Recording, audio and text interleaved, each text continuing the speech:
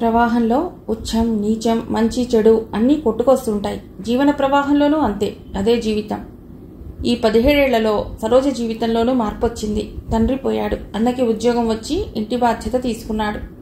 అంతవరకు ఇంటి బాధ్యత వహించిన సరోజ డాక్టర్ విజయ్ని పెళ్లి చేసుకుంది. ఆమెకి 2 పిల్లలు. డాక్టర్ విజయ్ సహృదయుడు, మానవతావాది. శాంతి ఇప్పుడు అతడికి ఎదురుగా కూర్చునుంది. డాక్టర్ విజయ్ ఆమెని పరీక్షించి, మీరు చాలా అశ్రద్ధ చేస్తున్నారు. మీ ఆరోగ్యం పట్ల మీకేమాత్రం లక్ష్యం లేదు. సిరింజ్లోని మందు తీస్తూ అన్నాడు అతడు. అలా చెప్పండి అంకుల్. ఇంత అనారోగ్యంతో కూడా ఇంకా ఆ ట్యూషన్లు ఎందుకు? అక్క ఉద్యోగంలో చేరింది. రేపో మాపో నాకు ఉద్యోగం దొరక్కపోదు. తను ఇంకా ఎందుకు కష్టపడాలి? బాబు ఫిర్యాదు చేస్తూ నిష్ఠురంగా అన్నాడు విజయ్తో. నువ్వు ఊరుకోరా, నేనేమంత కష్టపట్టలేదులే విసుక్కుంది కొడుకుని శాంతి. బాబు చెప్పింది నిజం సిస్టర్. మీరు ఆ ట్యూషన్లు మానేయాలి. కాలేజీకి కూడా కొంతకాలం సెలవు పెడితే మంచిది. ఇంజెక్షన్ ఇస్తూ అన్నాడు డాక్టర్. ఇంకా నా బాధ్యతలు పూర్తి కాలేదు డాక్టర్. దీపుకి పెళ్లి చేయాలి. వీడింకా పోస్ట్ గ్రాడ్యుయేషన్ చేయలేదు. అది పూర్తి కావాలి. ఉద్యోగం రావాలి. ఆమె మాట పూర్తి కాలేదు. నేను ఇంకా చదువునని ఎన్నిసార్లు చెప్పనమ్మా అన్నాడు బాబు చిరాగ్గా. చూడండి విజయ్, ఈ డిగ్రీతో ఏం చేస్తాడు? వీడి వయసు ఎంతని? ఇప్పటి నుంచి ఉద్యోగం గురించి మాట్లాడతాడేమిటి? విసుక్కుంది శాంతి. బాబు, అమ్మని విసిగించకు అని శాంతి వైపు తిరిగి, అన్నీ సక్రమంగానే జరుగుతాయి కానీ మీరు ఇలా ఆరోగ్య విషయం అశ్రద్ధ చేయకండి. మీరు రేపు ఎక్స్రే తీయించుకోండి. బ్లడ్ టెస్ట్ కూడా చేయించి రిపోర్ట్స్ తీసుకురండి అన్నాడు. ప్రస్తుతానికి మందులు వాడండి అంటూ తన దగ్గరున్న కొన్ని శాంపిల్ మెడిసిన్స్ ఇచ్చాడు. నేను వస్తానండి లేచింది శాంతి. బాబు కూర్చుని, నేను అంకుల్తో కాసేపు మాట్లాడొస్తానమ్మా అన్నాడు. బయటికి వచ్చేసింది శాంతి. శాంతినట్టు వెళ్ళనిచ్చి డాక్టర్ విజయ్ వైపు తిరిగి, నిజం చెప్పండి అంకుల్, అమ్మకి అనారోగ్యం ఏమిటి? టీబీ అని అనుమానంగా ఉంది. కంగారు పడవలసిందేమీ లేదు. చాలా ప్రాథమిక దశ. విశ్రాంతి, మంచి ఆహారం తీసుకుంటే చాలు అన్నాడు విజయ్. బాబు కళ్ళల్లో నీళ్లు తిరిగాయి. అమ్మకేం కాదు కదా? ఛా, ఇంతడిలా పడి మగవాళ్ల పరువు తీయకు. మీ అమ్మకేం పర్వాలేదు. నా ఉద్యోగం సంగతి ఏమైంది? నేను ఉద్యోగంలో చేరితేగా అమ్మ ఉద్యోగం మానేది. నాకు ఉద్యోగం వస్తే తప్ప అమ్మ విశ్రాంతి తీసుకోదు. నీకంత గట్టిగా ఉద్యోగం చేయాలనుంటే నేను గట్టిగా ప్రయత్నం చేస్తా కానీ పోస్ట్ గ్రాడ్యుయేషన్ చేస్తే నీకు ఇంకా మంచి ఫ్యూచర్ ఉంటుంది. ఉద్యోగం చేస్తూ చదువుకోవచ్చుగా అంకుల్. ప్రైవేట్గా పరీక్షలు రాస్తాను. సరే, నేను మాట్లాడతాను అన్నాడు విజయ్. వస్తాను అంకుల్, మళ్ళీ కలుస్తా. బాబు వెళ్ళిపోయాడు. అతడు వెళ్ళాక విజయ్ ఫోన్ చేశాడు. అవతల ఫోన్ ఎత్తారు. నేను డాక్టర్ విజయ్ని. నమస్కారం. అవును, శాంతి కొడుకు. ఆమెకేం పర్వాలేదు. ముందు జాగ్రత్త కోసం అంతే. చాలా కాస్ట్లీ మెడిసిన్స్ వాడుతున్నాను. కంగారు పడవలసిందేమీ లేదు. రేపు పంపించమంటారా బాబుని? ఓకే, అలాగే. ఉంటాను. నమస్తే. ఫోన్ పెట్టేశాడు విజయ్. రిలాక్సింగ్గా కుర్చీలో వెనక్కి వాలాడు. శాంతి ఇంటికి వెళ్ళలేదు. క్లినిక్కి పక్క వీధిలోనే ఉన్న సరోజ ఇంటికి వచ్చింది. కాలింగ్ బెల్ నొక్కగానే 1 నిమిషం తర్వాత తలుపు తెరుచుకుంది. శాంతిని చూస్తూనే, ఏమిటింత దయొచ్చింది నా మీద ఈ మిట్ట మధ్యాహ్నం వేళ? రారా, మంచిళ్ళు కావాలా? ప్రశ్నలతోనే శాంతిని లోపలికి తీసుకొచ్చింది సరోజ. శాంతి లోపలికొచ్చి సోఫాలో కూర్చుంది. సరోజ చల్లటి నీళ్ళిచ్చి, ఈ పూట కాలేజీకి పోలేదా అంది. ఆహా, మంచిళ్ళు తాగుతుంటే దగ్గొచ్చింది. 1 నిమిషం పాటు ఉక్కిరి బిక్కిరైంది శాంతి. ఏమిటి మరీ ఇంతలా దగ్గుతున్నావు? ఒంట్లో బాగాలేదా? ఆదుర్దాగా అడిగింది సరోజ. ఏం కంగారు పడవలసింది లేదు. అనారోగ్యం కొద్దిగా. పెద్దవాళ్ళం కాలేదా? చిన్నగా నవ్వింది శాంతి తేరుకుని. డాక్టర్ గారి దగ్గరకు వచ్చాను. మందులు తీసుకుని పెడుతూ నేను చూడాలనిపించి వచ్చేసా. అన్నట్లు దీప్తి సంగతి ఏం చేశారు మీ ఇద్దరు? ఎప్పుడు వెళ్ళి వాళ్ళతో మాట్లాడొస్తారు? వచ్చే గురువారం బాగుందిట, వెడదామన్నాడు భాస్కర్. సరోజ టిఫిన్ ప్రయత్నం చేస్తోంది. ఇప్పుడేం చేయకు. నీకోసం కాదు, ఇంకో గంటలో ఆయన ఆకలేస్తుందంటూ వస్తారు అంది సరోజ పిండి కలుపుతూ. వారికి నా గురించి ముందుగా చెప్పారు కదూ? అన్నీ చెప్పాం. వాళ్ళు అన్నీ తెలిసే ఒప్పుకున్నారు. అయినా తండ్రి ఏనాడో జైలు పెడితే పిల్లల తప్పేమిటి? వాళ్ళు చాలా మర్యాదస్తులు అన్నారు విజయ్. అసలు సంగతి చెప్పలేదు నువ్వు. కట్నం, కానుకలు అన్నీ మనకు అందుబాటులోనే ఉన్నాయి. నువ్వెంత ఇవ్వగలిగితే అంత. వాళ్ళు ఇంత అని అడగటం లేదు. ఆవిడిష్టం. ఆవిడని ఇబ్బంది పెట్టాం అన్నట్ట రాఘవరావు గారు. ఈ కాలంలో కూడా ఇంత మంచి మనసున్న వాళ్ళున్నారా అనిపించింది శాంతికి. దీప్తి పెళ్లికి ముహూర్తం పెట్టుకొచ్చారు. భాస్కర్, కమల, విజయ్, సరోజ ఈ పెళ్లికి పెద్దలు. వివరాలు చెప్పింది సరోజ. తను పెట్టలేని ఖర్చేమీ కాకపోవడంతో తృప్తిగా నిట్టూర్చింది శాంతి. ఒక్కసారి కూడా పెళ్లి కూతురు తల్లి రాలేదేం అంది వారి బంధువులు ఆవిడ ఒక ఆమె. ఏం చెప్పారు? నేను చెప్పబోయేంతలో విజయ్ సమాధానం చెప్పారు. ఆవిడెక్కడికి రాదండి అని. ఏదో అనారోగ్యం అని చెప్తే పోయేదిగా, వాళ్ళేమనుకుంటారు? దానికి కూడా భాస్కర్ వివరణ ఇచ్చాడులే. ఏమని? ఆవిడకి కాలేజీ ఇల్లు తప్ప మరో ప్రపంచం తెలియదు. ఎవరిళ్లకి రాదు. ఓ సినిమా, పండుగ, సరదా ఏమీ లేదు. నిజం చెప్పాలంటే ఈ కాలం వాళ్ళలా కాదు. ఓ యోగినంటే సరిపోతుందేమో అన్నాడు. ఛా, మరీ అతిశయోక్తిగా లేదు. నిజమేగా మరి. నా పెళ్లికొచ్చావా? భాస్కర్ చెల్లెళ్ల పెళ్లిళ్ళకి గాని, మా అన్నయ్య పెళ్లికి గాని, పిల్లల పుట్టినరోజులకు గాని ఏ ఫంక్షన్కి వచ్చావు నువ్వు చెప్పు. ముందు ముందు వాళ్ళు నువ్వు రాలేదని అపార్థం చేసుకోకుండా ఉండేందుకు భాస్కర్ సరిగ్గానే జవాబిచ్చాడనిపించింది నాకు. ఎందుకు నీ చుట్టూ నువ్వు అలా గోడలు కట్టు కూర్చుంటున్నావో నాకు ఇప్పటికీ అర్థం కాదు. శాంతి దానికేం జవాబు చెప్పలేదు. చాలా నిర్లిప్తంగా సరోజ వైపు చూస్తూ ఉండిపోయింది. ఓ అరగంట సేపు సరోజతో మాట్లాడి ఇంటికొచ్చేసింది శాంతి. పిల్ల పెళ్లికని తను బ్యాంకీలో నెల నెలా దాచిన డబ్బు డ్రా చేసి తెచ్చింది. పెళ్లివారు కట్నం అడగలేదు. లాంఛనాలు చాలన్నారు. వాటికయ్యే ఖర్చు చెక్ రూపంగా పంపించేసింది. పెళ్లి ఏర్పాట్లు చకచకా జరిగిపోయాయి. దీప్తి పెళ్లి వైభవంగా జరుగుతోంది. వధూవరులు ఒకరికొకరు అందరిలో తీసిపోకుండా ఉన్నారు. చుట్టూ చేరిన స్నేహితుల వేళాకోళాలు, జోక్స్, నవ్వులతో కళ్యాణ మంటపం హోరెత్తిపోతోంది. పందిట్లో ఓ పక్కగా కళ్యాణ మంటపానికి కాస్త దూరంగా కూర్చుని కూతుర్ని అల్లుణ్ణి చూసుకుంటోంది శాంతి. సరోజ, విజయ్ పీటల మీద కూర్చుని కన్యాధార పోశారు. కమల, భాస్కర్ పెళ్లి పనులతో ఊపిరి సలపకుండా ఉన్నారు. బాబు, అతడి స్నేహితులు వీడియో తీస్తున్నారు. అంతటా సందడి. సిద్ధార్థ ఏమన్నాడో దీప్తి సిగ్గుపడుతూ తలంచుకుంది. అంతా నవ్వుతున్నారు. ఆ దృశ్యం శాంతి కళ్ళకి మనోహరంగా కనిపించింది. ఎక్కడ చూసినా ఆనందం, సంతోషం, ఉత్సాహం. తన పిల్లలిద్దరూ ఆనందంగా ఉన్నారు. 25 సంవత్సరాల తన సుదీర్ఘ శిథిల జీవితానికి ఈనాడు కొత్త చైతన్యం వచ్చినట్లుగా ఓ పర్వదినంగా అనిపించసాగింది. సంతోషంతో ఆమె తనని తాను మర్చిపోయి చూస్తోంది. ఇంతలో ఎవరిదో చెయ్యి భుజం మీద బరువుగా పడి ఆమె ఆనందానికి అంతరాయం కలిగించింది. ఇక్కడ కూర్చున్నావా నువ్వు అన్న మాట విని ఆ చెయ్యి తాలూకు వ్యక్తి వైపు చూసింది శాంతి. మ్రాన్ పడిపోయింది. ఆ వ్యక్తి వనజ. ఆమె పక్కనే సరళ, గిరిజ నిలబడి ఆసక్తిగా తన వైపు చూస్తూ. శాంతి వేయదలిచిన ప్రశ్న తెలుసునన్నట్లుగా, సిద్ధార్థ ఎవరనుకున్నావే? మా మరిదిగారు అబ్బాయి. దీప్తి నా మేనకోడలు. నాకు ముందే తెలుసు అంది వనజ. ఎంత దూరం మానుడి తప్పు తిరుగుతావే? చూసావా నేను మేమెలా పట్టేశామో అన్నట్లుగా అనిపించింది శాంతికి. శాంతికి కొన్ని క్షణాలు నోటమాట రాలేదు. పోనీలే, ఈ విధంగా మళ్ళీ మనం కలుసుకున్నాం. నువ్వు మమ్మల్ని కాదనుకుని విడిపోయినా దేవుడు లేడు. ఆయనే పిల్లల ద్వారా మనం కలిసేలా చేశాడు అంది వనజ. లోపల నుండి చలిజ్వరం లాంటిదేదో వస్తున్న భావన శాంతికి కలగసాగింది. వీళ్లు సిద్ధార్థకి బంధువులా? భాస్కర్ వాళ్ళకి తెలీదా? ఈ రొంపిలోకి నా పిల్ల కూడా దిగబడిందా? వీళ్లు దీప్తిని సరిగ్గా కాపురం చేయనిస్తారా? సుఖపడనిస్తారా? శాంతి కళ్ళు భాస్కర్ కోసం వెతకసాగాయి. పెళ్లైపోయింది. వధూవరుల్ని అవతలకి తీసుకెడుతున్నారు. అటుపక్కగా పెళ్లివారితో ఏదో చెప్పి వస్తున్న భాస్కర్ని చూసి లేచి నిలబడి, భాస్కర్, ఓసారిలా వస్తారా? మీతో మాట్లాడాలి అంది.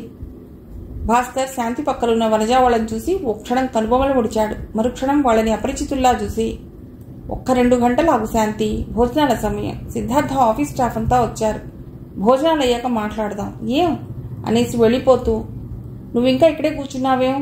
అవతల ఆశీర్వాదాలవి ఉన్నాయి, అక్కడికెళ్ళు శాంతి అనేసి గబగబా వెళ్ళిపోయాడు. సరళ, గిరిజ మొహాలు చూసుకున్నారు. కళ్లతో సంజ్ఞలు చేసుకున్నారు. ఆవిడిప్పుడు లెక్చరర్, ఉద్యోగస్తురాలు. మనకంటే పై స్థాయిలో ఉంది. మనతో ఏం మాట్లాడుతుంది? ఆవిడ దర్జాకి మనం తగం అంది గిరిజ. ఆ మాటలకి శాంతి ఉలిక్కి పడింది. ఏమాత్రం మార్పులేని వారి మనస్తత్వాలకి, మాట తీరుకి నొచ్చుకుంటూ, కూర్చోండి, బాగున్నారా అంది. పోనీలే, గుర్తుపట్టాం, అదే 10,000. మీ అమ్మ పోయిందిటిగా పాపం అంది సరళ పరామర్శగా. పండుటాకు రాలిపోయింది, కాలనైజం అంది చాలా నిరామయంగా చూస్తూ. గిరిజ, సరళ శాంతిని పరిశీలనగా చూస్తున్నారు. మెడలో ఒంటిపేట చేయి, చేతికో 2 గాజులు, చెవులకి చిన్న టాప్స్ తప్ప ఆమె వంటిపై మరే ఆభరణాలు లేవు. చిన్న బార్డరున్న పట్టుచీర కట్టుకుంది. అక్కడక్కడా నిలిసిన నొక్కుల జుట్టు, కళ్ళజోడు ఆమెకెంతో హుందాతనాన్ని తెచ్చిపెట్టాయి. ఆమె కేసి ఈర్ష్యగా చూస్తూ, నీకు 47 ఏళ్లున్నాయేమో గదు. అయినా దీపు, నువ్వు తల్లి పిల్లలంటే ఎవరూ నమ్మరు, అక్కా చెల్లెళ్ళలా ఉన్నారు అంది గిరిజ. శాంతి చిరునవ్వు నవ్వింది జవాబుగా. బాగానే సంపాదిస్తున్నావుగా, మరీ బొత్తిగా నగలేం లేకుండా ఉన్నావే అంది సరళ. శాంతి జవాబు చెప్పలేదు. ఇంతలో సరోజ హడావుడిగా వచ్చి, రా, పిల్లలిద్దరూ నీకు నమస్కారం చేయాలట అంటూ తీసుకెళ్లిపోయింది. వెడుతున్న ఆమె కేసి చూస్తుండిపోయారు ముగ్గురు. ముగ్గురులో 3 రకాల భావాలు కలిగాయి ఆమెను చూడగానే. శాంతి జీవితం కూలిన గోడ లాంటిది. కూలిన గోడలు కూలినట్లుగా లేవు, తిరిగి శక్తి పుంజుకుని లేచాయి, స్ట్రాంగ్గా నిలబడ్డాయి. ఆ గోడలతో అందమైన భవనం నిర్మించుకుంది. అండాదండా లేని ఆవిడ. పిల్లలు ఎంత అభివృద్ధిలోకి వచ్చారు, ఎంత మంచి సంబంధం చూస్తోంది పిల్లలకి. ఆ పిల్లవాడికి కూడా మంచి కంపెనీలో ఉద్యోగం వచ్చినట్లేనట. ఇంత అదృష్టవంతులు వీళ్ళు అనుకుంటోంది సరళ. మొగుడు విడిచిన దానిలా ఉందా? దానికేం దిగులా చింత, బాగా సంపాదిస్తోంది, ఇష్టం వచ్చిన విధంగా ఉంటోంది. ఎవరున్నారని అదుపాజ్ఞల్లో ఉండటానికి? అత్త ఆడబిడ్డలా, మొగుడా, ఎవరూ లేరాయి. ఒంటరిగా టింగురంగామంటూ ఎట్లా ఉందో మిసమిసలాడుతోంది. ఆ భాస్కర్రావుతో ఎంత చనువు లేకపోతే అట్లా మాట్లాడుతుంది? జాణ.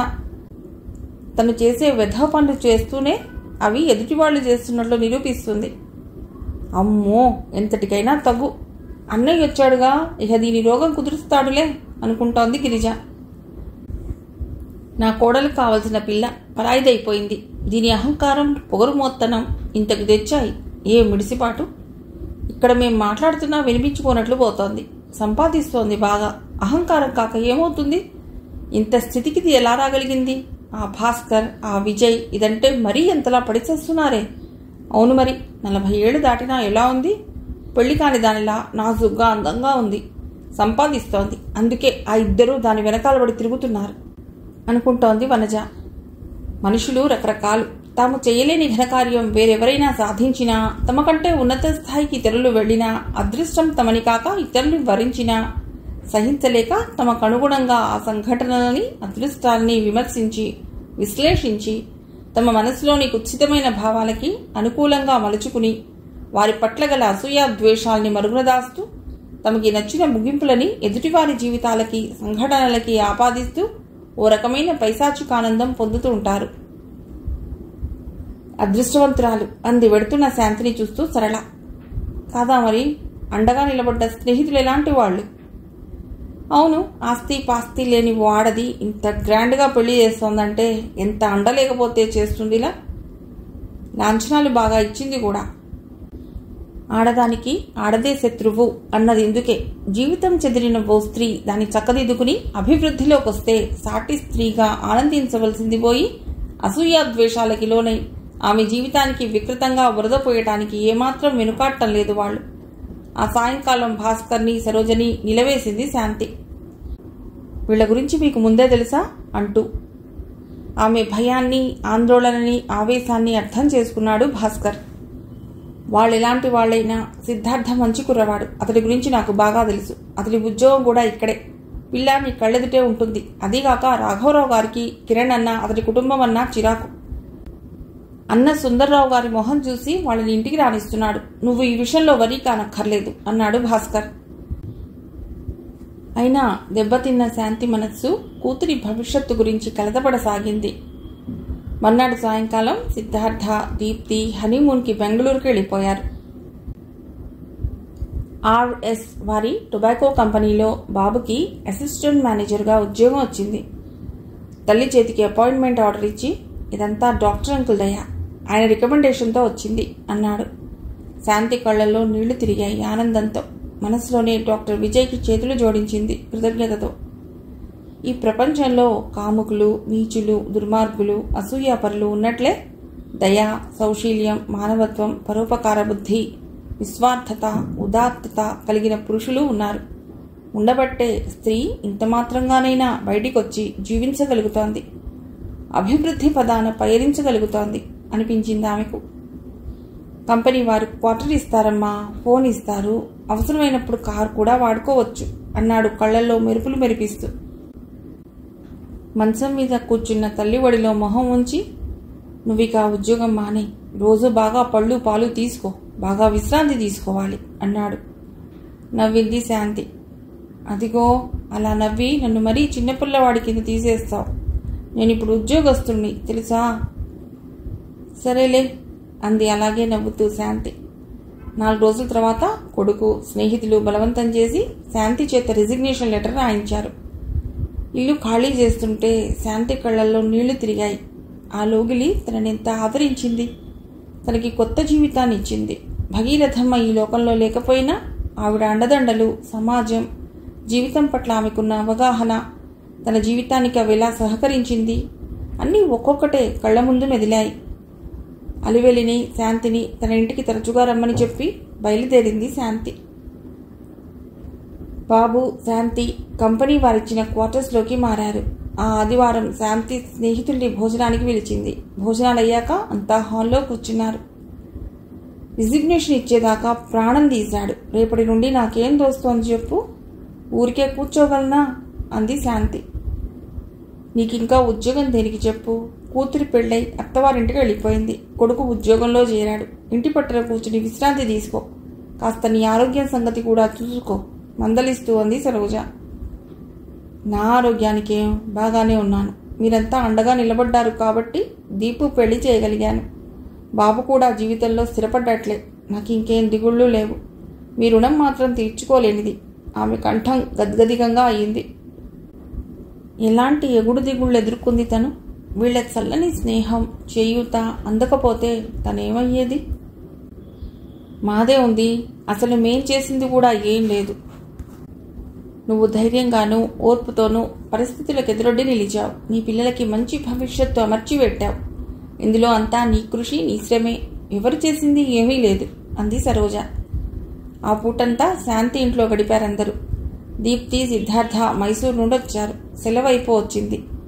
ఇల్లు కోసం చూస్తోంది దీప్తి. ఇంటికొచ్చిన కూతుర్ని, అల్లుణ్ణి చూసి, మీకు వేరే ఇల్లు దేనికి బాబు? ఇంత పెద్ద ఇంట్లో నేను బాబు ఇద్దరువేగా ఉంటోంది. మీరు ఇక్కడే ఉండండి, మాకు మాత్రం ఎవరున్నారు, మీరు తప్ప అంది శాంతి.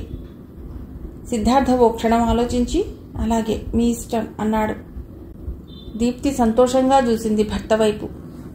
మేడ మీద గదులు 2 కూతురికి, అల్లుడికి కేటాయించింది శాంతి. కింద గదులు తను, బాబు వాడుకుంటారు. దీప్తి ఉద్యోగం మానని ముందే చెప్పేసింది. అంతా 10 గంటలకల్లా భోజనాలు చేసి వెళ్ళిపోతారు. పని మనిషి ఇంటి పనంతా చేస్తుంది. దీపు వాళ్ళు వెళ్ళిపోయాక పుస్తకాలు చదువుకుంటూ విశ్రాంతిగా గడపడమే శాంతి పని. డాక్టర్ విజయ్ తల్లి, తండ్రి వచ్చి అతడి దగ్గరే ఉంటున్నారు. విజయ్ తండ్రి రామారావు గారితో కలిసి సాయంకాలాలు రామకృష్ణ మిషన్కి వెళ్ళటం ఈ మధ్య అలవాటు చేసుకుంది శాంతి. కూతురు, అల్లుడు, కొడుకు, తను అంతా కలిసి రాత్రులు భోంచేస్తారు. హాస్యాలు, చిలిపి తగాదాలతో ఆనందంగా రోజులు గడుస్తున్నాయి. మధ్య మధ్యలో భాస్కర్, విజయ్ల కుటుంబాలు కలిసేవి. ఇల్లంతా నవ్వులతో సందడిగా ఉండేదెప్పుడు.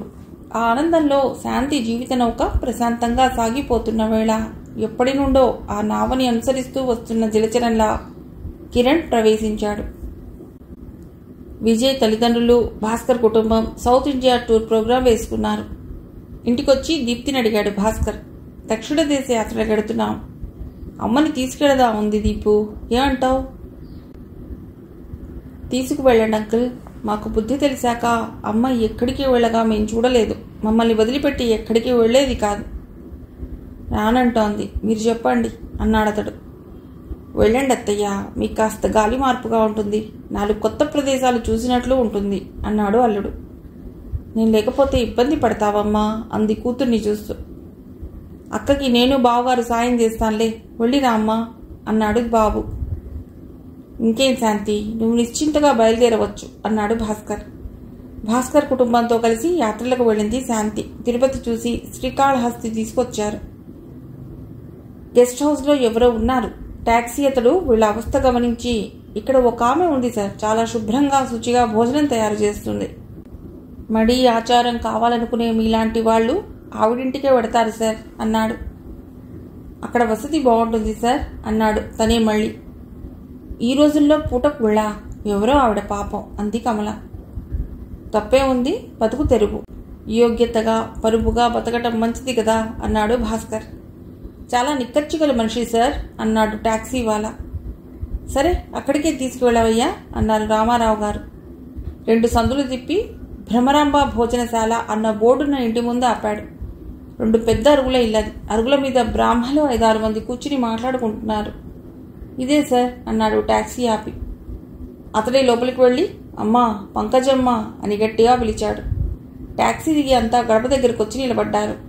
ఎర్రగా లావుగా దెబ్బపండులా ఉన్న విధవరాలు ఒక్కత్తి కాశీకోసి కట్టుకున్న చీరతో హాల్లోకి వచ్చింది. ఎవరు అంది. ఆమెను కాస్త పరీక్షగా చూసిన శాంతి, కమల, భాస్కర్ ఆశ్చర్యపోయారు. ఆమె పంకజం. ఆవిడ కూడా ఒక్క నిమిషం వారిని చూసి నివ్వెరపోయింది. తర్వాత ఆమె తేరుకుని చిరునవ్వుతో రండి రండి, లోపలికి రండి అంది సాదరంగా. ఆ కంఠంలో ఎంతో సౌమ్యత. ఆశ్చర్యంలో నుండి తేరుకోకుండానే లోపలికి వచ్చి అంతా హాల్లో వేసిన కుర్చీల్లో కూర్చున్నారు. రామారావు గారు మాట్లాడుతున్నారు ఆమెతో. మీరు స్నానాలు చేయొచ్చు, దొడ్లో బావి ఉంది, వేడినీళ్లు కావాలంటే పెట్టిస్తాను అందామె. పిల్లలకి వేడినీళ్లు కావాలమ్మా అంది భాస్కర్ తల్లి. పని మనిషిని కేకేసి కాగు కింద మంటవై అందరికీ వేడినీళ్లు తోడివ్వు అంది పంకజం. కాఫీలు వచ్చాయి అందరికీ. పంకజం వంట పనిలో ఉంది. అంతా స్నానాలు చేశారు. చీకటి పడింది బాగా. హాల్లో టీవీ ఉంది. వార్తలు వస్తున్నాయి. 30 ఏళ్ల వ్యక్తి అక్క విస్తరులు వేయనా అడిగాడు పంకజాన్ని. పంకజం వేయమన్నట్లుంది. వరుసగా హాల్ అంతా విస్తరులు పరిచాడు. బయటికెళ్లి అరుగు మీదున్న వారిని చూసి స్వామి దయచేయండి అన్నాడు. బ్రాహ్మణులు వచ్చి కూర్చున్నారు. ఒక పంక్తిలో అందరికీ పంకజం మడితో వడ్డన చేసింది. అందరి భోజనాలు అయ్యాయి. ఇంట్లో ఉన్నట్లుంది కానీ బయట హోటల్లో భోంచేస్తున్నట్లు లేదు వారికి. ఒరే అబ్బాయి, ఈ పూట పడుకుని తెల్లారి దేవుడి దర్శనం చేసుకుని పోదాన్రా అన్నారు రామారావు గారు. మీకు ఇక్కడ పడుకోను వసతి ఉంది అంది పంకజం. భాస్కర్ చటపటాయింపు గమనించి. హాల్కి పక్కగా పెద్ద గది ఉంది. అందులో జంపకానా పరిచి పరుపు వేసి ఉంది. పైన సీలింగ్కు ఫ్యాన్ ఉంది. అంతా పక్కపై వాలగానే నిద్రలోకి జారారు. కమల, భాస్కరం, శాంతి మాట్లాడుకోసాగారు చిన్నగా. పంకజం ఈ స్థితికి ఎట్లా వచ్చిందో అన్నది వారికి సందేహమై కూర్చుంది. రాత్రి 11 గంటలకి అందరి భోజనాలు అయినట్లుంది. నిశ్శబ్దంగా ఉంది ఇల్లు. పంకజం మడిబట్ట విప్పేసి సాదా నేతచీర కట్టుకుని వచ్చి భాస్కర్ వాళ్ళకెదురుగా నేల మీద కూర్చుంది. ఇంకా ఆమెకేసి వీడిపోని ఆశ్చర్యంతో చూస్తున్నారు ముగ్గురు. నేనిలా ఇక్కడ ఈ పరిస్థితిలో ఉన్నందుకు ఆశ్చర్యపోతున్నారని నాకు తెలుసు. మీకు కొన్ని విషయాలు చెప్తాను అంటూ తన గురించి చెప్పసాగింది. పెళ్లైన ఏడాది తిరగకుండానే ఆయన ఎలక్ట్రిక్ షాప్తో పోయారు. చిన్నతనం, భర్త పోవటం, లోకజ్ఞానం లేని మనస్సు, అత్తవారిచ్చిన పొలం మీద వచ్చే డబ్బు, ఆయన పెన్షన్ డబ్బులు వచ్చేవి. చేతి నిండా డబ్బు. ఏం చేసుకోవాలో తెలిసేది కాదు. అమ్మా నాన్న లేరు. అన్నా వదినల దగ్గర ఉండేదాన్ని. వర్ధనమ్మ నాకు వేలు విడిచిన మేనత్త. ఓసారి తల్లి కొడుకు పెళ్లిలో కలిశారు. నా స్థితికి సానుభూతి చూపారు. నన్ను తమ ఇంట్లో ఉంచుకుని చదివిస్తామని చెప్పారు. మా అన్నని అడిగారు. ఓ ఏడాది సిటీలో ఉన్న నాకు అన్నగారి పల్లె నరకంగా అనిపించింది. కిరణ్ తమ ఊరి కబుర్లు చెప్తుంటే వెంటనే వెళ్లాలనిపించింది. అలా వాళ్లతో గుంటూరు వచ్చేశాను. సంస్కృత కళాశాలలో చేర్పించారు నన్ను. అందరికంటే కాస్త పెద్దగా ఉన్నానేమో నన్నంతా ఎంతో అభిమానంగా చూసేవారు. కిరణ్ మాటల గారడిలో పడిపోయాను. అతడితో సినిమాలు, షికార్లు ఎక్కువయ్యాయి. క్రమంగా అతడికి దగ్గరగా సాగాను. అప్పటికే అతడి భార్య చనిపోయిందని కొందరు, లేచిపోయిందని కొందరు చెప్పుకునేవాళ్లు. నేను అవి పట్టించుకోలేదు. కిరణ్ నన్ను పెళ్లి చేసుకుంటానని ప్రమాణం చేశాడు.